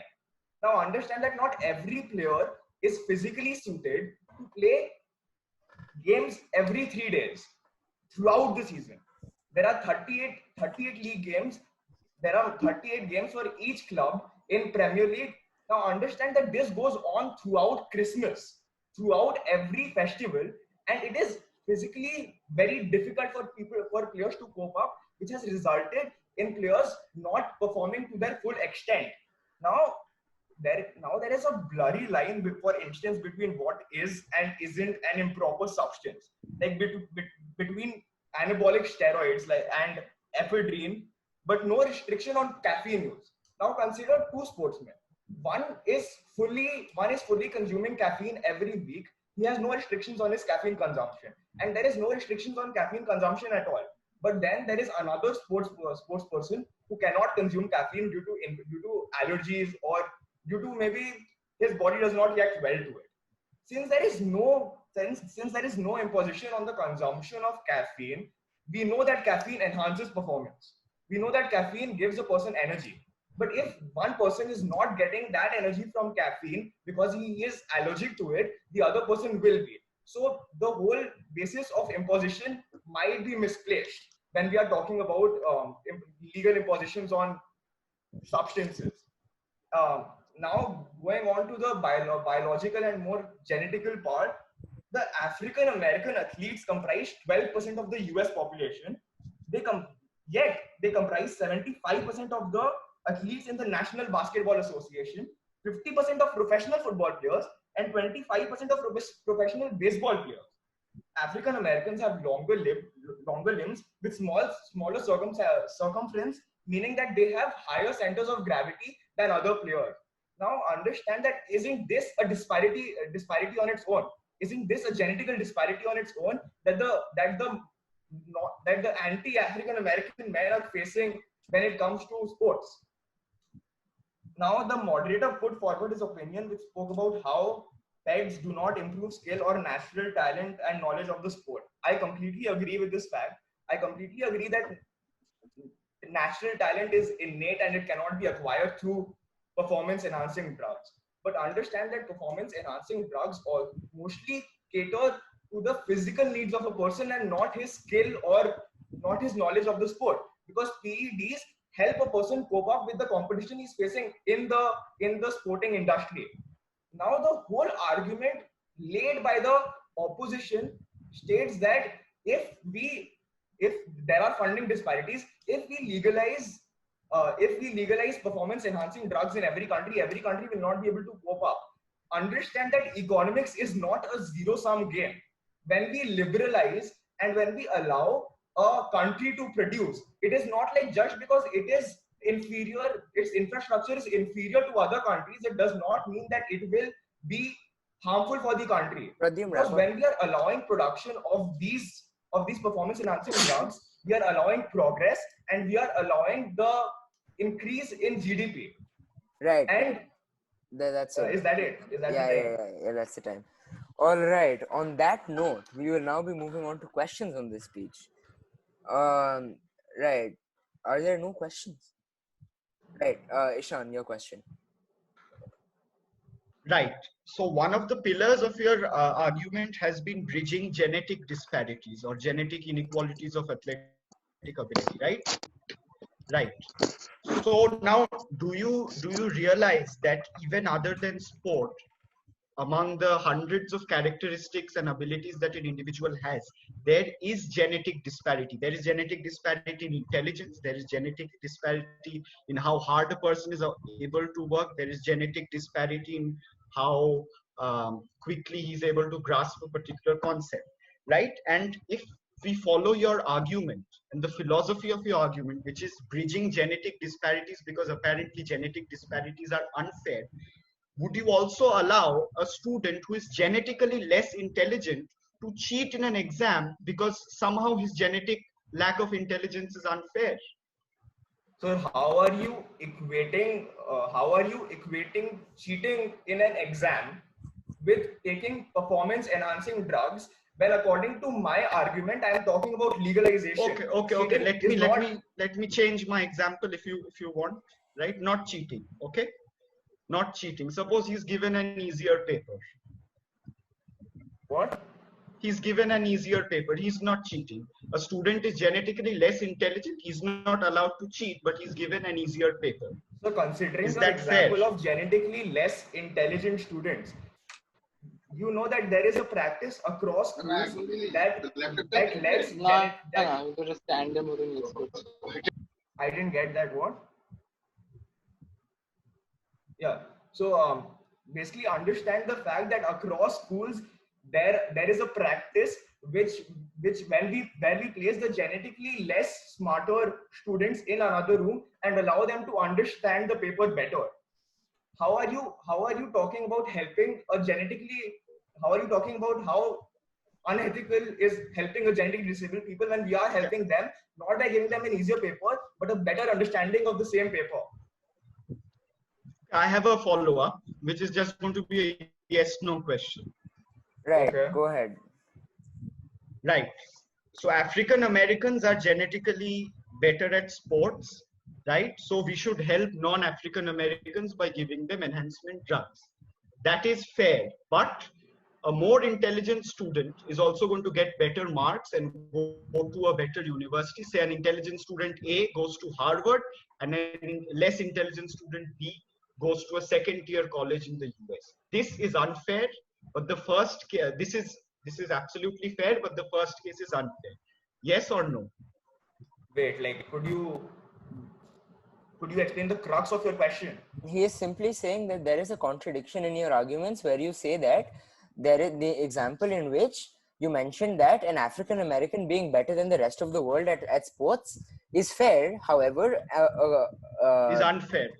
a smart student going to college to a high level college is, and a dumb well, sorry, not dumb but less smart student going to a worse a less better college is unfair. So he's simply saying that there is a contradiction in your argument. Yes or no? Exactly. Is this correct or not? I really don't get how you are comparing the two, because They're since both genetic abilities in different categories. One is athletic, one is intelligence. Different categories. You're saying one is fair, the other is unfair. right, But so you're talking about going to different colleges, but when we are talking about sports, we are already considering the fact that these two two different two different entities which are indulging in the sport are already inside the field. Both the students are also in the academic field. They're both gone to I school. think there is no reason for crosstalk, Pradyum or Ishan, but I think the judges have clearly understood what's going on here, and yeah. So Also, can we not have like 6 levels of cross questioning? Like, can we have like a question, then a follow up? That's it. Can we not have like 5 levels? Apologies. Yeah, I think the judges are marking, and I think they completely understand what's going on. So I think with that we'll move on to the next speech itself. Give me a minute. Are there no questions from the judges or any other participants? Because I just received this one question. Right, Arth has a question, so it's only fair. Suryansh, could you just give me a minute? I just correct my charge. Right. But in any case, Arth, go on. Yeah, it's a twofold question. So first question being, so don't you think that legalizing PEDs will lead to an unnecessary westernization and create a rich-poor divide? And the second question being, don't you think your argument where you talked about genetics and the idea of it, don't you think that argument negates the concept of survival of the fittest? That's it. Yeah, right. So I got your first question, not fine. So your answer to your first question, so when we legalize anything, obviously there is a scope which states that which means that some people may unnecessarily consume something.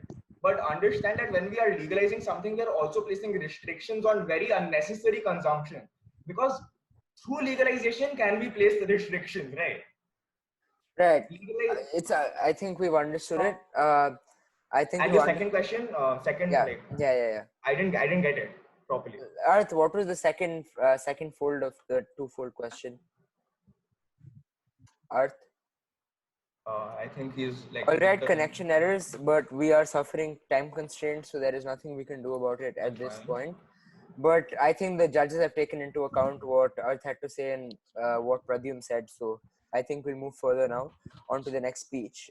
So the next speaker and the last group speaker, and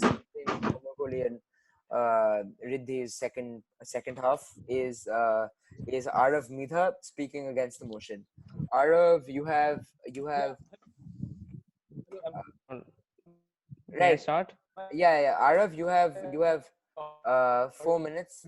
4 minutes to make your case. Arav, your time starts now. Right. So the motion placed before us states that the use of performance enhancing drugs should be legalized in the world of sport. Now understand that this legalization process will have several reactions around different parts of the world and different sectors.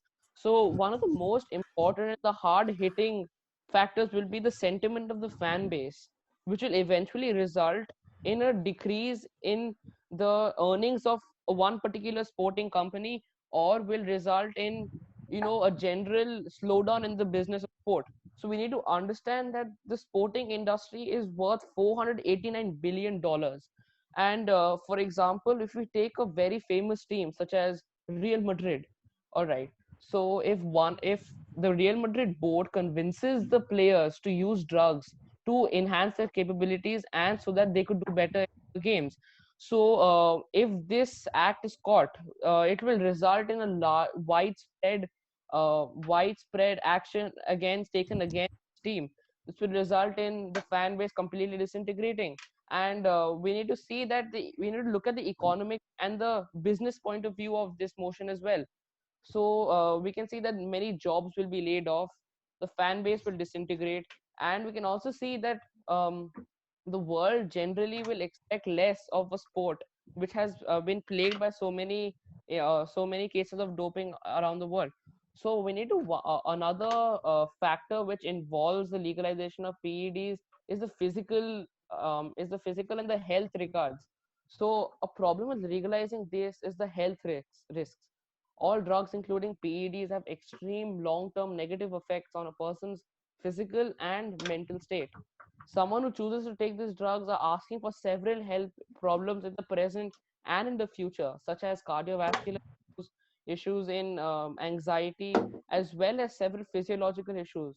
Not only are they risking their athletic career, but also their overall well-being, or is a well-being need to get an advantage over the competition is getting affected. So why should the choice of harming these athletes be given to them?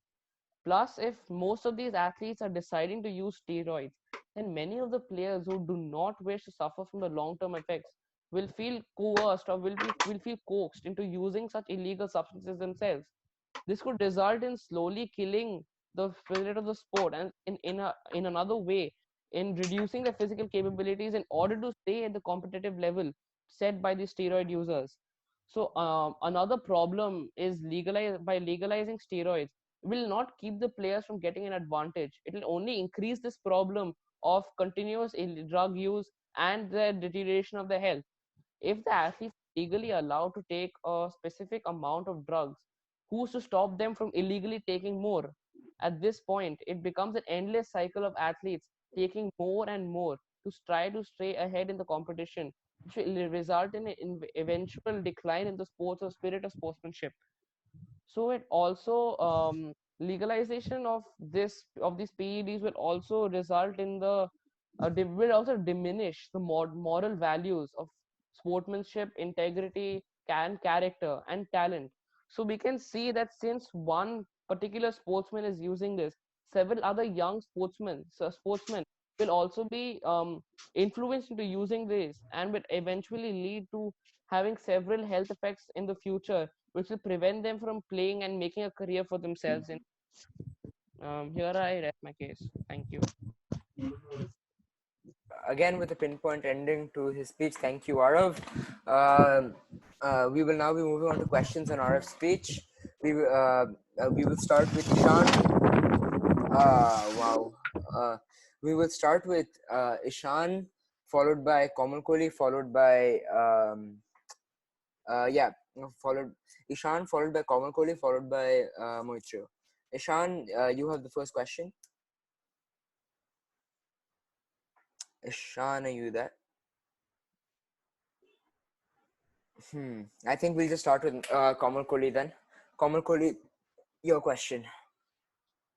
Mike, yes. Yeah.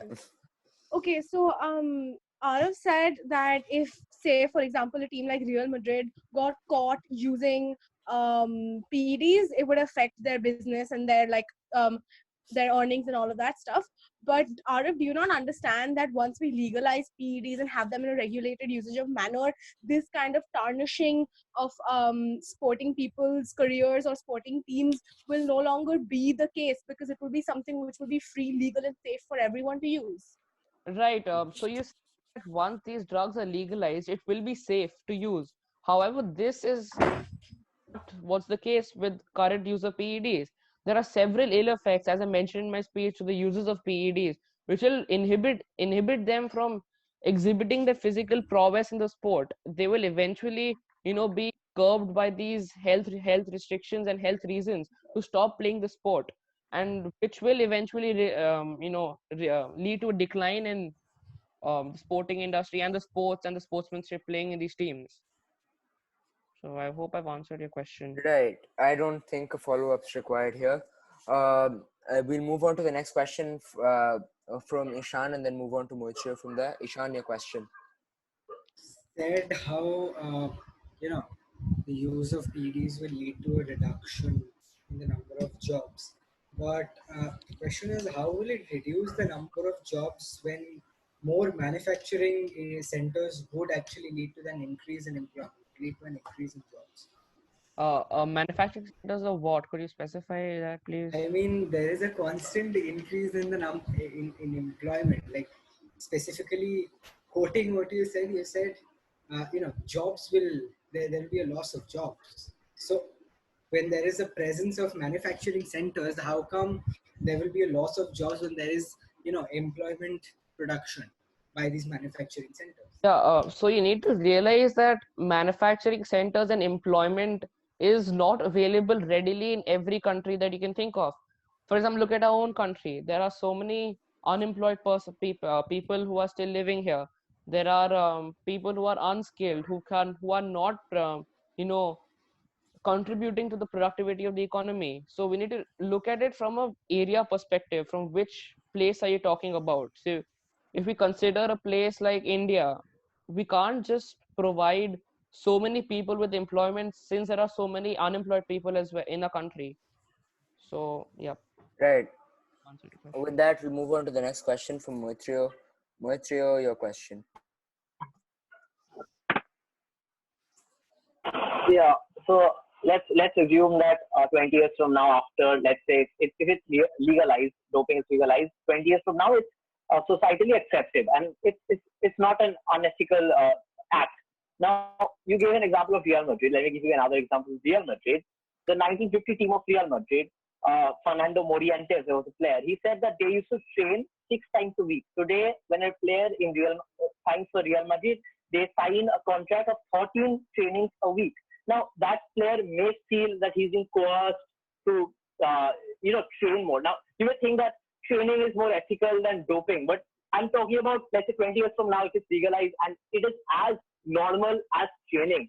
So, you're speaking of how players will, feel diminished when they're coerced and when they're forced to dope. Today, they might feel diminished when they're forced to train for 13 times a week, when their predecessors were asked to only train for 6 times a week for an almost the same rate, inflation adjusted. So why do you think they'll feel forced and coerced? Yeah, could you just make a question more concise and Yeah, I just want I 2 didn't lines, please. Yeah. All right. Simply speaking, you said that they feel forced when they're asked to dope. That is because if we consider it unethical, now 20 years from legalization, when it will not be considered unethical, even then, do you think they will feel forced and coerced to dope? Just like let's say today they're asked to train way more than what their predecessors were asked to train in Real Madrid. So if they do not feel forced today to train twice as much, why will they feel coerced, to dope 20 years from now? So, the answer to your question would be that the players who have been training as hard as 13 times a week, they would. So I didn't really get your question properly. Like, what did you mean? What is your crux? What's the crux of your question? So could you please? He's saying that if, Yeah. let's say, That later down the... why Go ahead. if 20 years from now, 20 years, let's say today it's legalized, and 20 years from now, doping is not unethical. People do not consider doping unethical anymore because it's 20 years of legality. So, do you still think that people will feel forced? Because today, when I sign a contract for Real Madrid, they ask me to train 13 times a week, and training is normal for me. So, I accept it. So, I don't feel forced. So, 20 years from now, when doping is normal as well, will they feel forced if they're asked to dope? You need to see, discussing what will happen in the future is not in the purview of this debate. We need to see the current world scenario as the part of the debate. So 20 years from now, even though it will be legalized, it depends on the player's mindset if he wants to take it or not. It eventually depends on the player if he wants to take it or not. If he is comfortable with his current physical state and training 13 times a week, he will do that without taking any external stimulants. And if he feels he cannot do it, then he will be coerced and influenced to take these performance enhancing drugs. But this can only be possible if doping is legalized 20 Yeah, years but from is now. it unfair? Sorry? Uh, Or I so did not 13 times a week, follow training up. 13 times a week. Do you consider that unfair? Moitrio, there was no need for that interruption right now. But I think That's right. the judges get the point. And before we move on to the next speaker, just a second. All right, so we're continuing from like the questioning on RF speech. We had one more question to go. That was we had yet to recognize who the person questioning was. So, is there anyone else with the question? Seeing as that are not, do the judges have a question? Right, another clarification. Yes, go ahead. Can we basically, if somebody from the proposition is speaking, and I'm part of the proposition but not part of the team, I can ask them questions? Yeah, you can ask your own teammate questions. You're going to get a total team score, right? So if you want But to rack up not points, not asking your teammate, asking somebody else from the proposition. I mean, Can at your we own please- risk. At your own risk. Can we please have the debate, guys? Yeah, Please. thank you. Please. All right. Yeah, I'm so sorry for the delay, Soham. Anyway, seeing as there are no questions, do the judges have a question? No. All right. So we'll move on. We'll move on to the two refutation speeches that were allotted to the first two speakers. We'll start with Common Koli, who like Riddhi as well, reserved 1.5 minutes for her refutation. Common Koli, are you ready? Yeah. All right. So Common Koli, you have a minute and 30 seconds. The floor is yours. Right. So as the last speaker from side proposition, my refutations are as follows. Firstly, there has been a lot of talk about how this would affect sports entertainment as a whole, and people and side opposition has said that people would move away from watching sports. However, this is completely not based on any kind of facts, considering the fact that in 1998 and 1999, Mark Maguire increased the number of people watching baseball, and in fact introduced and made home run races a staple in baseball after while being on steroids. And critics have in fact come forward to say that post-steroid baseball is not as interesting as it was back in 1998 and 1999. Now, considering this, we have to understand that people watch these sports to watch the peak of human performance, and that peak can only be enhanced by the help of these PEDs. And thus, side proposition would like to make it very clear that this would not reduce viewership. Secondly, Ishan Sengupta said that PEDs would not help in any way when it comes to people competing. However, we have to understand that whether it's the Olympics or other kind of races, there is something called setting a record, which would obviously be helped through these performance enhancing drugs, since they help enhancing human feed. Thirdly, again, Ishan Sengupta equated the using of PEDs to a robbery, which is absolutely a false equivalency, considering the fact that PEDs is somebody using it out of their own free will, and side proposition simply wants to make it a world where it is free, regulated, and safe for the consumption of PEDs. Right. And my last and final point is that this demonizing of PEDs has led to many negative effects, including the deaths of many athletes. Thus, allowing PEDs would help formulate a regulated and safe environment in sports when it comes to the use of PEDs. Thank you. All right, that's it. Thank you, Common Koli. Are there any questions on this part of her speech? Seeing as there are none, do the judges have a question on this part of the speech? Very interesting. We'll now move on to the next, the final speech for the evening, which is from which is by Riddhi. Riddhi, like Common Koli, you have a minute and 30 seconds. Are you ready? Yeah. Right. So with that, So Riddhi, with that, for the next minute and 30 seconds, the floor is yours. Yeah.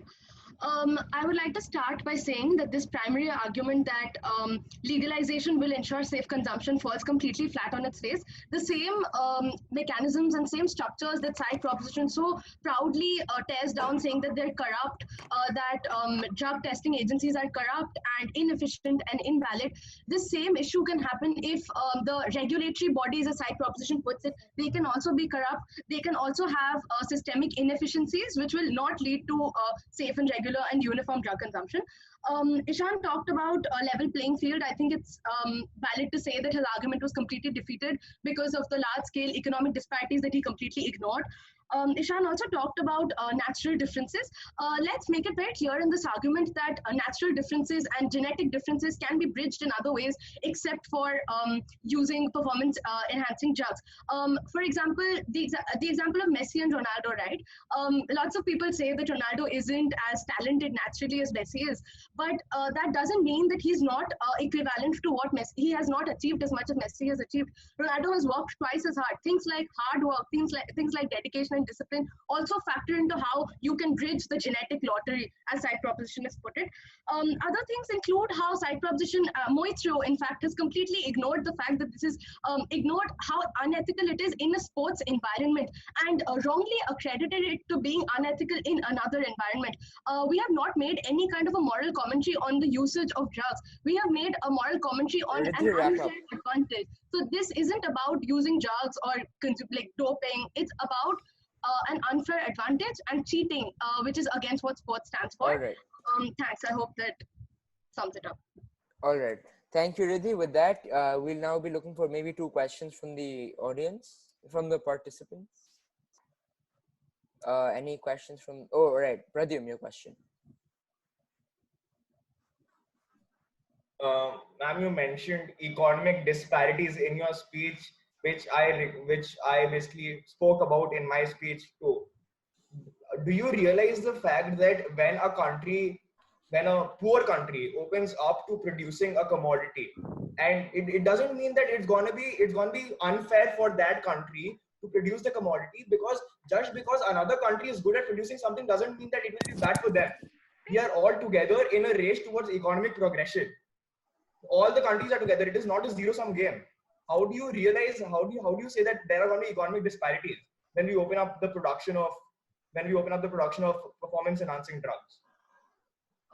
Sir, thanks for your question. I think you seem to have misunderstood the concepts of capitalism and globalization and economic superiority, economic imperialism that the world runs on. All the countries are not in any kind of a race together. They are not helping each other. Sports is very competitive. In fact, sports has influenced policy influenced sport. I don't think that I think you're missing the point fundamentally, which is that there is a wide disparity in resources. There is a wide disparity in funding. So production will reflect such production disparities. What we're saying here is that if USA is producing more, if USA is also producing PEDs and India is producing PEDs or Jamaica is producing PEDs, we know that USA will have an inherent advantage because their productions and the resources that go behind them are at a much larger scale. My point essentially was to talk about this disparity and debunk the concept of a level playing field, both on an individual as well as a global level. All right. Thank you, Riddhi. With that, do the judges have any questions? All right. So with that, we'll be moving on to the question to the House. All right. So Give me a second. yeah. So now, as we're moving on to the question to the House, I'd like to reiterate to the speakers that you all have 90 seconds to make your statement. And without further ado, I think Suryansh, I have a clarification. Yes. Is it the same speaking order as we were following for the answer? This time we will be going in the reverse order. So last time Komal Kohli started and ended with Arav. This time Arav will start and it will end with Komal Kohli. Okay. With that being said, I believe Soham has prepared a question for the House. Soham, your question. Assuming that PEDs can be safe and equally distributed, why shouldn't performance be enhanced by performance enhancing drugs, given that sports is essentially a competitive activity, and competitive activities do reflect accumulated unearned privileges. All competitive sports, be it all competitive activities, reflect an accumulation of unearned privileges. Why shouldn't sport add another layer of unearned privilege, given that it could possibly enhance the absolute performance of the sportsman involved? like, could you just keep the question concise, please? I didn't really understand the full question. Assuming that PEDs can be safe and equally distributed, and given that sports and like all other competitive activities is an accumulation of unearned privileges, be it genetic, your upbringing, chance, access to different resources, why shouldn't sports have an additional layer of unearned privilege, given the fact that it could enhance the absolute potential of the sportsmen, i.e., the participants involved? I think everyone understands. Right. Yeah. Yeah. So right. Arav is the first to make a statement on this question. Arav, again, you have a minute and 30 seconds to state your stance on this. Arav, the floor is yours. Yeah. So, your question basically was that assuming PEDs were legalized and that people with, you know, unearned privileges were to take part in these competitive sports. So, Carry on. yeah. So, assuming that these people were to participate in these competitive sports, the use of PEDs once legalized, see PEDs with or without the use of PEDs, it should create an even playing field for both parties. It should create a level playing field for those who have unearned privileges, and it should create a level playing field if the people with unearned privileges are using these drugs. So, if the people who, uh, if these users of these performance enhancing drugs who have certain unknown privileges, be it genetic or physical, if they use it to, you know, create an even playing field, I think that the use of PEDs is justified in this case. Right. So I think that wraps that statement up. Thank you, Arav. There is no questioning in this segment, so we'll just move directly on to the next speaker, unless the judges may have anything to just clarify from the speakers. Suryan, Yes. Soham, your question. Fine, Suryan, go I on. have a.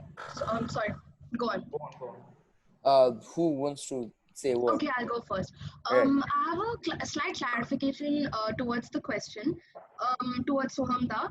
When you said that PEDs can be safe and equally distributed, for safe, did you mean having no health effects or having no health adverse health effects? Yeah. My assumption, I'm asking you to debate this within a framework where the assumption is that PEDs PEDs do not have adverse health consequences. That's the framework I want you to debate it in. I don't care whether it's true or not. I'm just asking you to debate within that framework. Yeah? Right. So your question is basically considering the fact that, like, assuming that PEDs can be safely and evenly distributed, why shouldn't the sporting industry add this to the process? Why So shouldn't I am it allow supposed to. this? Yeah. All So right. you So said why shouldn't? So am I supposed to say why it shouldn't, or like anything? I want you to answer the question. I asked a question. That's it. I said, he why asked shouldn't you. it? Yeah. Is it why isn't it why can't it be implemented? So you're Why supposed. can't? So Yeah, just this is the same question for everyone. Okay, Yeah, I we am can asking take- you We can take a different stance on the question, right? That's the question. you can You- reason it out differently, Right. but I want you to like answer why shouldn't it be the case? yeah, this is simply just to like test, like just to for the judges to see where your principles are at, and look at the rest of look back at like your previous speeches, and then further get further clarity on the basis of which they can mark you more fairly, and like considering more area, and then making a better result. Suryan, you're making it sound like a moral judgment on our principles. No, don't get me wrong, it's not No, a no, judgment on your principles, it's how you. Suryansh, 1 second. Yeah. This is, I also got to know about this right now. So all I can tell you is that there is a presumptive framework I have put forward for you, a philosophical presumptive framework, which is that there is the presence of X and Y. Those X and Y are the equally distributive nature of the drug, which is the PED, and the fact that it is safe. These are the two assumptions. Flowing, I have also given, I have given you my opinion about the fact that in my opinion, all competitive sports, all competitive activities have certain unearned privileges. Why shouldn't we add another layer of unearned privileges, given the fact that it will result in the absolute potential of human beings and the absolute result of human beings increasing? That is my So why question. shouldn't we You can question the second part of what I have said. You can dispute me on the idea that on anything other than the assumptions I gave you. Everything So the else is final up for question is, why shouldn't we? Why shouldn't we? Yeah, correct. Why should it be? Why Right. shouldn't we? Why shouldn't? Shouldn't. Okay. Right. Okay. Okay, with that being cleared, we'll now move on to the next statement from Pradyum. Pradyum, you have again a minute and 30 seconds. Your time starts now. Despite my stance and what I said about performance enhancing drugs having a overall better effect on the sporting industry, I do not condemn the fact that it does have negative side effects and it ruins the inner biological system of a person, because let's face it, it is biologically looked down upon and it is biologically not very beneficial to people. So let's understand that throughout the debate, the proposition said that the performance enhancing drugs restrictions can be put on it, and we can basically make the use safe. But it is a very ideal situation when what we are talking about here. We are by legalizing it, we are giving people full control of their own choices, not considering the fact that they may not even have any physical stress. They may be perfectly healthy, but they may use these performance enhancing drugs to improve their performance in such a way that even if they are very healthy, they will use it to defeat other people in the races and in the matches. Now understand that by just giving this power to people, we give wrap up. Yeah, we give them the choice to do whatever they want, and it will be a very chaotic system. That is why we shouldn't, because the sports industry is fine the way it is. Right. So I think the judges have understood what he's trying to say here. I don't see any scope for clarifications here. So we move on to the next speaker. We'll be starting with Ishan Sengupta. Sengupta's statement on this question. Ishan, for the next 90 seconds, the floor is yours. Right. So coming to, there are two aspects to my answer. First of all, you asked, why should we not add another layer of unearned privilege?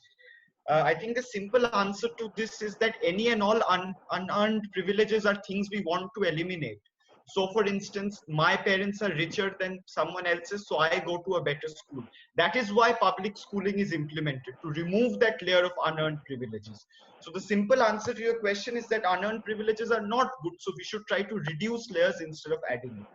Now coming to the absolute ability matter. Now there's a notion here that an improvement in absolute ability would somehow increase the entertainment quotient of sports.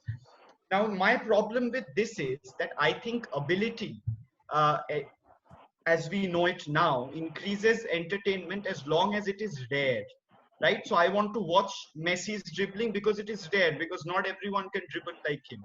I want to watch a match which ends 6-5 because matches don't normally end 6-5. So if the absolute abilities and talents increases without a change in relativity, the rarity level will also go up, and the new level of absolute ability will no longer be of any value to me, right? It will not add to my entertainment quotient. Thank you. Right. So, Suman or Soham, is there anything you would like to clarify from this statement? All right. So on that note, we'll now move on to the next speaker, which is Ishan's teammate, wrapping up with his statement for the obnoxious male debaters, represented by Moitro Das. Moitro, you have 90 seconds. The floor is yours. Just a clarification. I don't have to stick to my debating stance, the prior debating stance, right? While answering this question. You don't have to. But if you do, it'll be pretty cool. But yeah. All right. So No, so why we shouldn't add another layer? Because the other unearned privileges which Sohamda mentioned, those are inherent. The lack or my physical incapacity, the economic disparity, the incapability of my country's infrastructure or my coach's ability, these are inherent. And basically, as an Indian fan, I'm not concerned with how good or bad the coaching in Zimbabwe is. But when this entire debate on legalization took place, we assumed that as you only put forward the framework, that it will be fair. Now, what does that mean? That it will be centralized. That one international organization will be giving away these PEDs. So that means that this layer is being added by the central authority, and that is why this is different from the other unearned privileges, because this one is being added by the voting body itself, and that is when the sentiment of the fans is heard. Not when, as an Indian, my sentiment won't be heard if Australia the layer of unearned privilege, but if ICC does that, because my respect for the sport and that very authoritative body will go down. That's why I think that with respect to in context to PEDs, we shouldn't be adding another layer of unearned privilege. Yeah, all right. Thank you, Mitra. With that, I think we'll move on to the next one, from Hitler to Heineken. We'll start with Arth. Arth, for the next, Arth, are you there?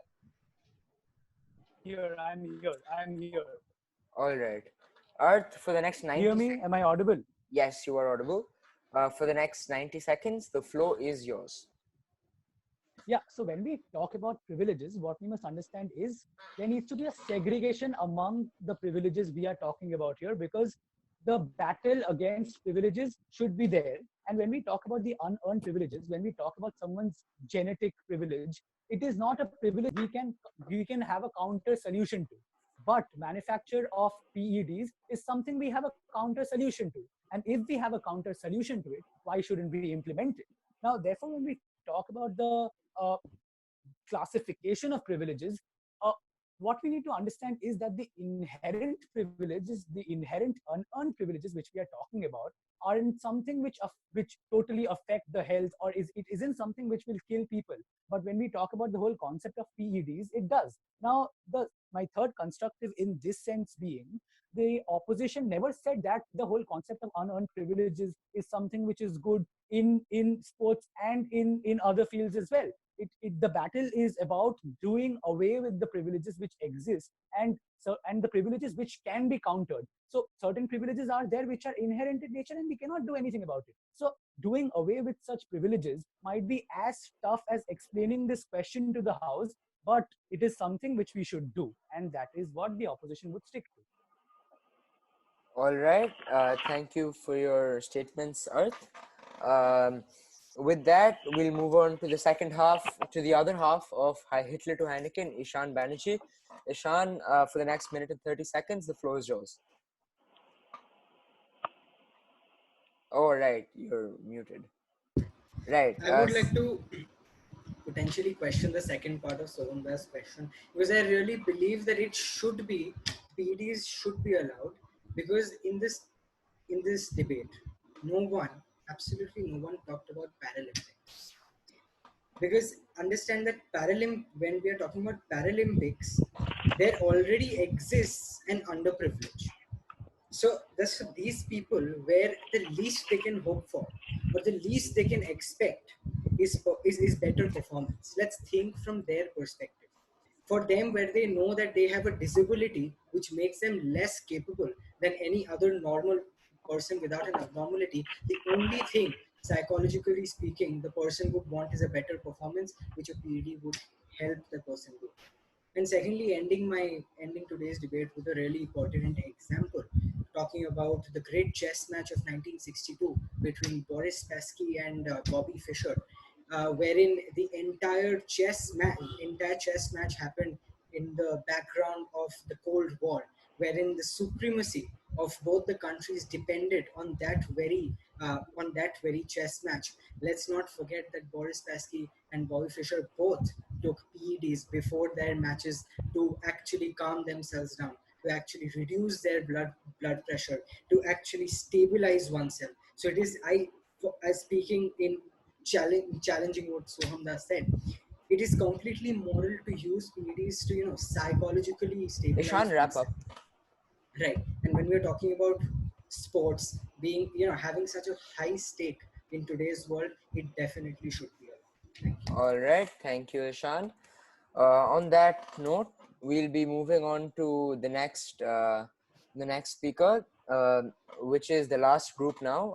We'll start with the second half of the other half of the Korean Queens. Riddhi, with her statement for the next minute and a half. Riddhi, the floor is yours. One second. Yeah, Sorry, carry yeah. on. I want to start by saying that the concept of absolute potential is also a very subjective term, right? When we're talking about how human beings will increase, or even in a safe and equally distribution, in a situation like that, even then, I think that I can make the contention that human beings will never be happy with their performance. We as a species have a concept psychologically which is known as the optimistic bias, which is the fundamental belief that every human being has, that our future will be better than our present and significantly better than our past. I feel like the reason that we should not have PEDs, barring unlearned privileges or unearned privileges, sorry, as others have said, I think why we should not have PEDs is because it's completely unnecessary and human beings will not be happy no matter what. So to have any kind of an absolute increase in potential does not make any sense to me from a logical perspective. Also, it's important to note why competitive sports or any other competitive industry exists, right?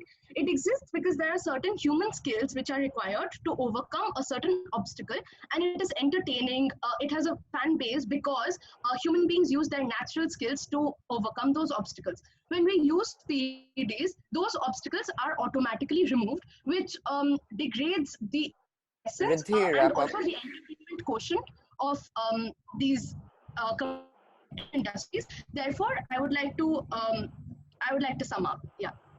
Yeah, right.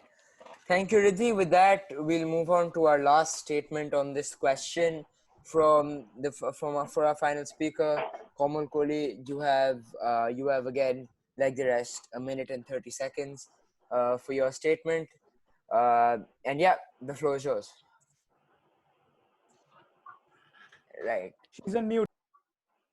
Go ahead. Right.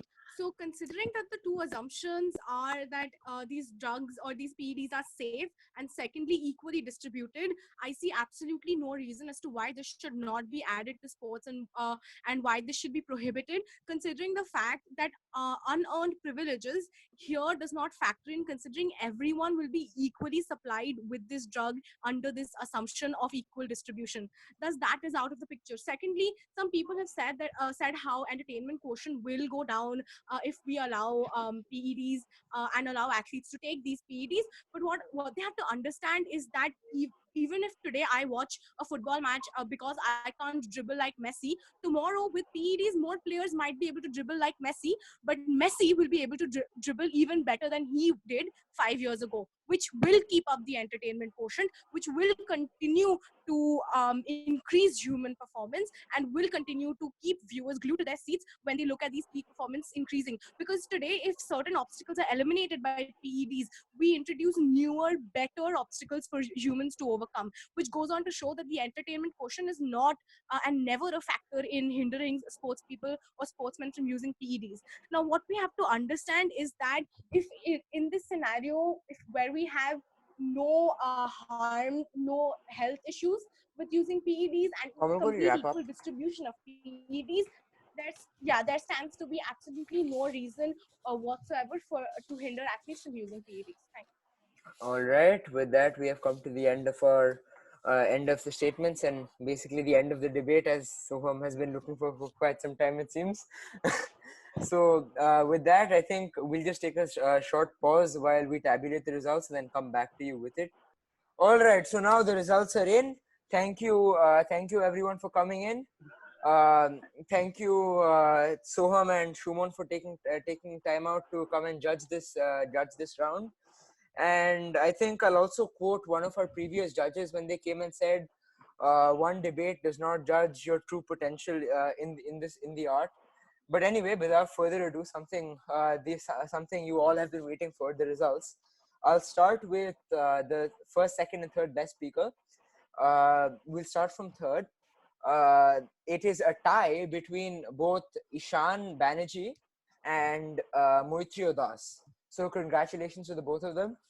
And in second place, we have Riddhi from the team of from the Quarant Queens team, and in first we have another obnoxious male debater securing the first award, which is again Ishan Sengupta. So congratulations to him. And I think the winner of the two teams that have qualified is pretty evident at this point. It is the first team qualifying is Moitrio and Ishan. Congratulations to them, along with Komal Kohli and Riddhi. So congratulations to the both of you. Thank you all for coming in. Congratulations. Yeah, congratulations. Well done to you all. Congratulations, Thank you. Congratulations to everyone. And we'll be having other and after the finals, we're going to be having non-tournament like debates. So I hope you can join in for the later. Same for maybe the with better topics, Suryansh. Oh, Maybe with better topics for this us. topic choice like broke my heart today. Guys, if everyone is not already done, can I say like one line? Yes. We'd like to. I'd also. If I forgot to mention, I'd like to. If the judges wouldn't mind. I'll be very quick. I'll just say one thing that I think. I know I'm judging a debate tomorrow. I think people will be there from this room. So this is for you and for everyone else.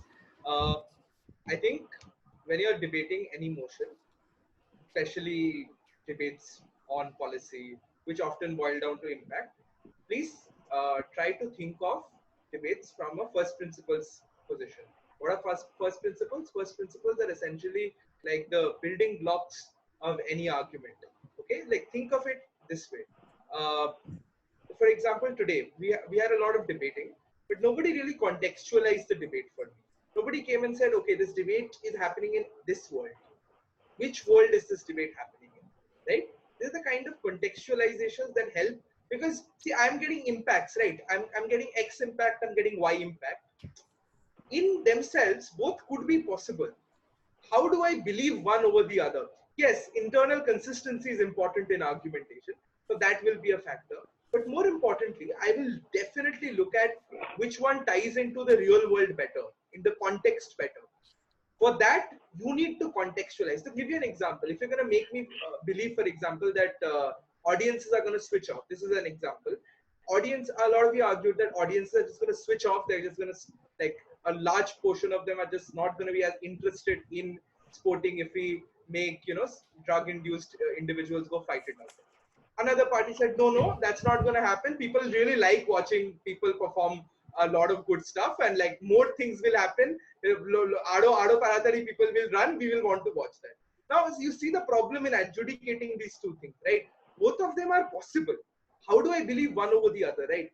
That's where more than internal consistency, what matters is what is the context. So if one of you had come forward and said, listen, we live in a world where technology and technology-induced work occupies our lives. This is the world we live in. Sports is an out. It's a recreation. It's an out for the audience from the everyday world of technological drudgery. They want something different. They want something more human, which is why they go ahead and watch sports, which is why even today, working class families take their families, go and watch football in England, right? Where football is a tradition more than anything else, right? These are the kind of things, this is the kind of context which helps me buy your argument better. So always understand that regardless of any argument you make, A, argue from first principles, B, tie those first principles to context. This will really make all of your argumentation better. Yeah, that's it. All right. Thank you so much, Suman. Soham, sorry. And yeah, thank you everyone for joining in. And yeah, and best of luck to the teams who have qualified for the finals. Thank you, Suryansh, for saying this. Thank you. Congratulations, everyone. Give the order. Yeah. What? like after the top three. Oh right, after the Because my partner was asking, he's left, but he was Wow. right. So when we took the results in, we haven't really taken the tabulation of this third and fourth Will you position, send but in the just the score top sheet? two. Why don't release the score We'll sheet? I think. Yeah. we'll take There's that score four sheet. teams though. Release the score sheet. I'll take- There's 4 teams. You're either third or fourth. I don't know why it's so. All Like, right, we'll take that. We'll take that in a bit. I'll confirm that to you over text. But for now, just to clarify, for the finals, going up is Quarren Queens and the Obnoxious Male Debaters. With that being said, thank you all for joining in. Thank you. And yeah, This is a have a score good night. sheet. So Yeah, I will. All right. Chalo. Bye-bye. Thank you everyone. Bye bye. Bye-bye. Bye-bye. bye.